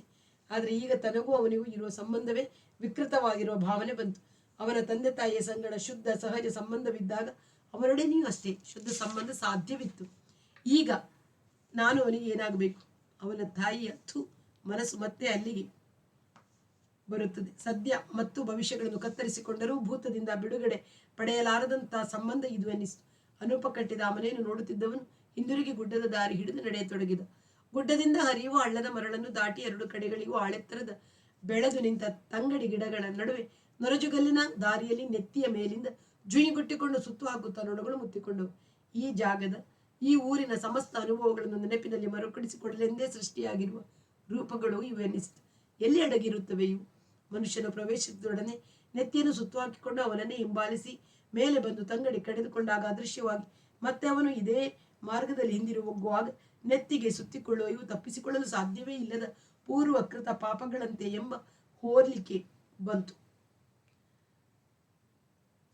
ಪೂರ್ವಕೃತ ಪಾಪವೆಂಬುದು ಖಂಡಿತ ನಿಜ. ಸತ್ಯಸ್ಯ ಸತ್ಯ ಅನ್ನುವ ಓಂಕಾರ ಬಾಬರ ಮಾತು ನಿಜವೇ? ಹಾಗಾದ್ರೆ ನನ್ನ ಅರ್ಹತೆ ಅನರ್ಹತೆಗಳನ್ನು ಹುಟ್ಟುವುದಕ್ಕಿಂತ ಮೊದಲೇ ಸಂಪಾದಿಸಿಕೊಂಡು ಬಂದಿರುತ್ತವೆಯೇ ಎನ್ನಿಸಿತು. ಕೈ ಎತ್ತಿ ಬೀಸಿಕೊಂಡರೆ ಗ್ರಹಗಳಂತೆ ಸುತ್ತುವ ನೊಣಗಳು ದೂರ ಹೋದಂತೆ ಮಾಡುವು. ಕೈ ಕೆಳಗಿಳಿದ ತಕ್ಷಣ ತಮ್ಮ ತಮ್ಮ ಭ್ರಮಣ ಪಥದಲ್ಲಿ ಸೃಷ್ಟಿಸಿಕೊಂಡು ಒಂದಕ್ಕೊಂದು ಡಿಕ್ಕಿ ಹೊಡೆಯದೆ ನಿಶ್ಶಬ್ದವನ್ನು ಸೃಷ್ಟಿಸುವ ಏಕತಾನದ ಸದ್ದು ಮಾಡಿಕೊಂಡು ಸುತ್ತು ಹಾಕತೊಡವು. ಅವನ 5 ಬಾರಿ ಕೈ ಎತ್ತಿ ಬೀಸಿ ಅವುಗಳ ಭ್ರಮಣ ಪಥವನ್ನು ತಪ್ಪಿಸಿದ. 5 ಸಲವೂ ಕೈಗಿಳಿದ ತಕ್ಷಣ ಅವು ತಮ್ಮ ದಾರಿಯನ್ನು ಕಂಡುಕೊಂಡವು. ಒಮ್ಮೆಯೂ ಏಟಿಗೆ ಸಿಕ್ಕಲಿಲ್ಲ. ಎದುರಿಸಿರು ಬಿಡುತ್ತಾ ಅಂಟು ಬೆಳಕಿನಲ್ಲಿ ದಿಬ್ಬವನ್ನು ಏರಿದ ಬೆಟ್ಟದ ಪಾದದ ಮೇಲೆ ವಿಶಾಲ ಬೋರೆಯ ಸಮತಟ್ಟಿಗೆ ಹೋದಾಗ ದೂರದಲ್ಲಿ ಆಸ್ಬೆಸ್ಟೋಸ್ ಚಾವಣಿಯ ಹಲವಾರು 15-20 ಮನೆಗಳು ಕಾಣಿಸಿದವು. ಹತ್ತಿರವೇ ನಿಲ್ಲಿಸಿದ ಲಾರಿಗಳು. ನಿನ್ನ ಅಣ್ಣಯ್ಯ ಹೇಳಿದ ನೆನಪು ಬಂತು. ಇಡೀ ಬೋರೆ ಮತ್ತು ಬೆಟ್ಟಗಳ 5-6 ಮೈಲಿ ಅಗಲ 8 ಮೈಲಿ ಉದ್ದದ ಪ್ರದೇಶವನ್ನು 100 ಅಡಿಗಳಷ್ಟು ಆಳದವರೆಗೆ ಶೋಧಿಸಿ ನೆಲದಲ್ಲಿ ಸಿಕ್ಕುವ ಮ್ಯಾಂಗನೀಸ್ ಅದಿರನ್ನು ದಾರಿಯಲ್ಲಿ ತಿಪ್ಟೂರಿಗೆ, ಅಲ್ಲಿಂದ ರೈಲಿನಲ್ಲಿ ಮಂಗಳೂರಿಗೆ, ಅಲ್ಲಿಂದ ಹಡಗಿನಲ್ಲಿ ಪೆಟ್ರೋಲಿನಿಂದ ಶ್ರೀಮಂತವಾದ ಇರಾನ್ ದೇಶಕ್ಕೆ ಕಳಿಸ್ತಾರಂತೆ. ಅದಿರು ಸಾಗಿಸುವುದು ದುಬಾರಿಯಾದರೆ ಇಲ್ಲೇ ಹತ್ತಿರದಲ್ಲೇ ಕಬ್ಬಿಣ ತಯಾರಿಸಿ ಅವರಿಗೆ ಕಳಿಸಬಹುದು. ಕಬ್ಬಿಣದ ಕಾರ್ಖಾನೆಯನ್ನು ಹಾಕುವ ಬಂಡವಾಳವನ್ನು ಖರೀದಿಯ ಮುಂಗಡವಾಗಿ ಕೊಡಲು ಆ ದೇಶವು ಸಿದ್ಧವಿದೆಯಂತೆ. ಇನ್ನೂ ಬಿಸಿಲಿತ್ತು. ಬೆಟ್ಟ ಹತ್ತಿರಬೇಕೆನಿಸಿತು. ಸರಸರನೆ ಅದರ ಪಾದದೆಡೆಗೆ ನಡೆಯುವಾಗ ತಾನು ಇಲ್ಲಿದ್ದಾಗ ಈ ಪ್ರದೇಶದ ಕಲ್ಲು, ಗುಂಡು, ಬಂಡೆ, ಮರಗಳೆಲ್ಲ ಸಂಗೀತದ ರಾಗಗಳಿಂದ ಮಿಂದು ಕಾಣುತ್ತಿದ್ದ. ಇಲ್ಲಿಯ ಬೀಸುವ ಗಾಳಿಯ ಶ್ರುತಿಯಾಗಿ ಕಿವಿಗೆ ಕೇಳುತ್ತಿದ್ದ ನೆನಪಾಯಿತು. ನಿಧಾನವಾಗಿ ನಡೆದರೆ ಕೆಳಗಿಳಿಯುವಾಗ ಕತ್ತಲಾಗುತ್ತದೆ. ಸರಸರನೆ ಹೆಜ್ಜೆ ಹಾಕಿದ. ಬೆಟ್ಟದ ಪಾದಕ್ಕೆ ಹೋದರೆ ಅಲ್ಲೊಂದು ಕಬ್ಬಿಣದ ಕಮಾನು ಹೊಸದಾಗಿ ಮಾಡಿಸಿ ನೆಟ್ಟಂತಿದೆ. ತಾನಿದ್ದಾಗ ಇರಲಿಲ್ಲ. ಪ್ರತಿಯೊಬ್ಬರೂ ಅದನ್ನು ಹಾದು ಮೆಟ್ಟಲು ಹತ್ತಲು ಆರಂಭಿಸಬೇಕು. ಅದರ ಮೇಲೆ ಶ್ರೀ ಜೋಗತಾನೇಶ್ವರ ಪ್ರಸನ್ನ ಎಂದು ಬರೆದು ಅದರ ಕೆಳಗೆ ಹಾಲುಕೆರೆ ಗ್ರಾಮದ ಲೇಟ್ ಯಜಮಾನ ಸಹೋದರೇಗೌಡರ ಮೊಮ್ಮಕ್ಕಳಾದ ರಾಮೇಶ್ ಗೌಡರ ಸೇವೆ ಎಂದು ಅಷ್ಟೇ ದಪ್ಪ ಅಕ್ಷರಗಳಲ್ಲಿ ಬರೆದಿತ್ತು. ಮೆಟ್ಟಲುಗಳನ್ನು ಹತ್ತಿ ನಡೆಯುವಾಗ ಎಡಕ್ಕೆ ಬಲಕ್ಕೆ ಅವೇ ಮರಗಳು. ಮಿಡಿಕೆ ಹೊಡೆದರೆ ಲೋಹದಂತೆ ಟಣ್ ಟಣ್ ಎಂದು ಕಪ್ಪು ಬಂಡೆಗಳು. ಬರ್ರೋ ಎಂದು ಬೀಸುವ ಗಾಳಿ. 3/4 ಭಾಗ ಏರಿದ ನಂತರ ತನ್ನ ಸಿತಾರನ್ನು ಬಂಡೆಗೆ ಅಪ್ಪಳಿಸಿ ಸಾಯಿಸಿ ಬಿಸಾಕಿದ್ದ ಜಾಗ. ಹೊನ್ನೆತ್ತಿ ಅದನ್ನು ನೋಡುತ್ತಾ ತುಸು ಹೊತ್ತು ನಿಂತುಕೊಂಡ. ಅನಂತರ ಶಿಖರಕ್ಕೆ ಏರತೊಡಗಿದ. ಶಿಖರ ಮುಗಿದು ದೇವಸ್ಥಾನದ ಪೌಳಿ ಆರಂಭವಾಗುವಾಗ ಬೆಟ್ಟದ ಪಾದದಲ್ಲಿ ನಟ್ಟಂತಹ ಒಂದು ಕಬ್ಬಿಣದ ಕಮಾನು. ಅದರ ಮೇಲೂ ಮೊದಲು ಶ್ರೀ ಜೋಗನಾಥ ಪ್ರಸೀದ ಎಂಬ ಸಣ್ಣ ಅಕ್ಷರಗಳಲ್ಲಿ ಬರೆದು ಕೆಳಗೆ ಕರ್ನಾಟಕ ರಾಜ್ಯದ ಘನ ಮುಖ್ಯಮಂತ್ರಿಗಳು ಮತ್ತು ಘನ ರೆವೆನ್ಯೂ ಸಚಿವರಾದ ಅಂಕಪ್ಪನವರು ಈ ಬೆಟ್ಟಕ್ಕೆ ಕೃಪೆ ಮಾಡಿ ಭೇಟಿ ಇತ್ತು ಮಹಾಜನತೆಗೆ ಅರ್ಪಿಸಿದ ಸಂದರ್ಭದ ಸ್ಮರಣಾರ್ಥ ಹಾಲುಮತದ ಮಹಾನಾಯಕ ಲೇಟ್ ಯಜಮಾನ ಸಹೋದರೇಗೌಡ ಮಕ್ಕಳಾದ ಪರಶುರಾಮೇಗೌಡ ಮಾಡಿ ನಡೆಸಿದ ಸೇವಾರ್ಥ ದಪ್ಪ ದಪ್ಪ ಅಕ್ಷರಗಳೇ ಬರೆದಿತ್ತು. ಉನ್ನತಿಗೆ ಗಮನಿಸಿದ. ಅದು ಬರೀ ಕಮಾನು ಆಗಿರಲಿಲ್ಲ. ಪೌಳಿಗೊಂದು ಗೇಟ್ ಮಾಡಿಸಿ ಗೇಟಿನ ಮೇಲೆ ಕಮಾನನ್ನು ಏರಿಸಿದ್ದರು. ಗೇಟಿಗೆ ಬೀಗ. ಯಾರೂ ಒಳಗೆ ಹೋಗಬಾರದು. ಬೇಗದ ಕೈ ಯಾರ ಹತ್ತಿರವಿರುತ್ತದೋ? ಪೂಜಾರಿ ಒಡೆಯರಯ್ಯನ ಹತ್ತಿರವೋ ಪರಶುರಾಮ ಗೌಡನ ಹತ್ತಿರವೋ? ತಾನು ಈ ದೇವಸ್ಥಾನವನ್ನೇ, ಈ ಬೆಟ್ಟವನ್ನೇ, ವಿದ್ಯಾಶಾಲೆಯನ್ನೇ ಬಿಟ್ಟು 4 ವರ್ಷವಾಗಿದೆ.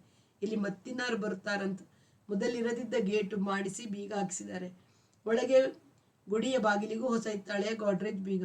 ಭಕ್ತಾದಿಗಳು ಯಾರಾದರೂ ಬರಬೇಕೆಂದರೆ ಮೊದಲು ಹಾಲ್ಕೆರೆಗೆ ಹೋಗಿ ಪರಶುರಾಮೇಗೌಡನ ಮನೆಯಲ್ಲಿ, ಅಲ್ಲ, ಚನ್ನರಾಯಪಟ್ಟಣಕ್ಕೆ ಹೋಗಿ ತಹಶೀಲ್ದಾರ ಪರಶುರಾಮ ಗೌಡನ ಸ್ಟ್ಯಾಂಪ್ ಅಂಟಿಸಿದ ಅರ್ಜಿ ಕೊಟ್ಟು ಬೀಗದ ಕೈ ಪಡೆದು ಅಲ್ಲಿಂದ ಆಲ್ಕೆರೆಗೆ ಬಂದು ಒಡೆಯರಯ್ಯನನ್ನು ಕರ್ಕೊಂಡು ಬೆಟ್ಟ ಹತ್ತಿ ಪೂಜೆ ಮಾಡಿಸ್ಕೊಂಡು ಮತ್ತೆ ತಾಲೂಕು ಕಚೇರಿಗೆ ಹೋಗಿ ಬೀಗದ ಕೈ ಹಿಂದಿರುಗಿಸಿ. ವಾವ್! ಸರ್ಕಾರೀಕರಣವೇ ಅಲ್ಲ, ಪರಶುರಾಮೀಕರಣ ಎನಿಸಿತು. ತುಸು ಹೊತ್ತು ಗೇಟಿನ ಹೊರಗೆ ನಿಂತಿದ್ದು ಕಣ್ಣು ಮುಚ್ಚಿದ. ಗುಡಿಯ ಒಳಗಿದ್ದ ಜೋಗನಾಥ ಲಿಂಗವನ್ನು ಒಳಗಣ್ಣು ತುಂಬಿಕೊಂಡಿತು. ಬೆಟ್ಟವನ್ನು ಇಳಿಯುವಾಗ ತಾನು ಇಲ್ಲಿದ್ದು ಸಾಧನೆ ಮಾಡುವಾಗ ಮನಸ್ಸನ್ನು ತುಂಬಿಕೊಳ್ಳುತ್ತಿದ್ದುದೆಲ್ಲ ಭ್ರಮೆಯಾಗಿದ್ದೆ ಎಂಬ ಪ್ರಶ್ನೆ ಮನಸ್ಸಿನಲ್ಲಿ ತುಂಬಿಕೊಂಡಿತು. ಇಷ್ಟು ವರ್ಷ ತನ್ನ ಒಳ್ಳೆಯ ನೌಕರಿಯನ್ನು ಬಿಟ್ಟು ಸಂಗೀತವೆಂಬ ಭ್ರಮೆಯನ್ನು ಬೆನ್ನು ಹತ್ತಿ ಯಾವ ಅರ್ಥ ಕೊಡುತ್ತದೆ ಅದು? ಭಾವನೆಯ ಅಲೆಗಳನ್ನು ಎಬ್ಬಿಸುವುದನ್ನು ಬಿಟ್ಟು ಎಂದುಕೊಂಡು ಹೆಜ್ಜೆ ಹಾಕತೊಡಗಿದ. ತಾನು ಇಲ್ಲಿದ್ದ ಅವಧಿಯಲ್ಲಿ ನಿಜವಾಗಿ ಅರ್ಥ ಸಿಕ್ಕಿದ್ದು ಅಂದರೆ ಅಣ್ಣಯ್ಯನವರು, ವಿದ್ಯಾಶಾಲೆಯಲ್ಲಿರುವ ತ್ಯಾಗ ಜೀವನದ ಉಪಾಧ್ಯಾಯರುಗಳು, ವಿದ್ಯಾಶಾಲೆಯಂಥ ಸಂಸ್ಥೆ ರವೀಂದ್ರರು ಎನ್ನಿಸಿತು. ಈ ವ್ಯಕ್ತಿಗಳೊಡನೆ ನನಗಿದ್ದ ಸಂಬಂಧಕ್ಕೆ ವಿಷ ಹಿಂಡಿದ ಸಂಗೀತದಿಂದ ಆಕರ್ಷಿತಳಾಗಿದ್ದಾಳೆ ಅವಳು ನಿಜವಾಗಿಯೂ ಎಲ್ಲವನ್ನು ಬಿಟ್ಟು ಸಂಗೀತವನ್ನು ಪ್ರೀತಿಸುವುದಿಲ್ಲ ಎನ್ನಿಸಿತು. ಅಷ್ಟರಲ್ಲಿ ಮಬ್ಬು ಕವಿಯತೊಡಗಿತು. ತಂಗಡಿ ಗಿಡಗಳ ನಡುವಣ ಹಾದಿಯಲ್ಲಿ ಹಾವು ಹಲ್ಲಿಗಳಿರುತ್ತವೆ ನೆನಪಾಗಿ ಸರಸರನೆ ಹೆಜ್ಜೆ ಹಾಕತೊಡಗಿದ. ತನ್ನ ಪಾಪ ಸಂಬಂಧವನ್ನು ರವೀಂದ್ರರಿಗೆ ಹೇಳಬಾರದೆಂಬ ಹೊಸ ವಿಚಾರ ಬಂತು. ತಾನು ಮಾಡಿರುವ ಪಾಪಕ್ಕೆ ಅವರಿಗೇಕೆ ನೋವು ಉಂಟು ಮಾಡಬೇಕು? ಹೆಂಡತಿಯೊಡನೆ ಯಾವ ಸಂಪರ್ಕವೂ ಅವರಿಗೆ ಉಳಿದಿಲ್ಲ ಎಂಬ ಸಂಗತಿ ನನಗೆ ಗೊತ್ತಿದೆ. ನನ್ನ ಮೇಲೆ ಅಖಂಡ ವಿಶ್ವಾಸ ವಾತ್ಸಲ್ಯಗಳಿವೆ. ಅಂಥ ನನ್ನಿಂದ ಈ ಕೆಲಸ, ಈ ಕೃತಜ್ಞ ವರ್ತನೆಯಾಗಿದೆ ಅಂತ ತಿಳಿದು ಅವರಿಗೆ ಮನುಷ್ಯತ್ವದ ಮೇಲಿನ ವಿಶ್ವಾಸವೇ ಹೋಗಿಬಿಟ್ಟರೆ, ಮಾನವ ದ್ವೇಷ ಹುಟ್ಟಿದರೆ, ಈಗ ಮಕ್ಕಳಲ್ಲಿ ಚಾರಿತ್ರ್ಯ ಬೆಳೆಸುವ ಒಂದು ಸಂಸ್ಥೆ ಕಟ್ಟಲು ಹೊರಟಿದ್ದಾರೆ. ಅದಕ್ಕೆ ಪ್ರೇರಕವಾಗಿರುವ ಮಾನವ ಪ್ರೀತಿಯ ನಷ್ಟವಾಗಿ ಬಿಟ್ಟರೆ, ಹೆಂಡತಿಯಿಂದಲೇ ಅರ್ಧ ಹಾಳಾಗಿರಬಹುದು. ನೆಚ್ಚಿದ ಕಿರಿಯ ಸ್ನೇಹಿತನಿಂದ ಉಳಿದದ್ದು ಹಾಳಾಗುವುದು ಬೇಡ. ನನ್ನ ಪಾಪದಿಂದ ನಾನು ಸುಟ್ಟುಕೊಳ್ಳಬೇಕು. ತಪ್ಪಿಲ್ಲದವರನ್ನು ಸುಡುವ ಇನ್ನೊಂದು ಪಾಪ ಕೆಲಸ ಬೇಡ ಎಂದುಕೊಳ್ಳುತ್ತಾ ಸಾಗುವಾಗ ತಂಗಡಿ ಗಡಿಗಳ ಇಳವು ಬಂತು. ಕಾದು ಕೂತಿದ್ದಂತೆ ನೊಣಗಳು ತಲೆಯ ಮೇಲೆ ಸುತ್ತತೊಡಗಿದವು. ಮುಂದಿನ ಭಾಗವನ್ನು ಮುಂದಿನ ಬಾರಿ ಕೇಳೋಣ. ಅಲ್ಲಿಯವರೆಗೆ ಎಲ್ಲರಿಗೂ ಪ್ರೀತಿಯ ನಮಸ್ಕಾರ. ವಾಸವಿ ಸಾಹಿತ್ಯ ಕಲಾವೇದಿಕೆ ಸುಳ್ಯ.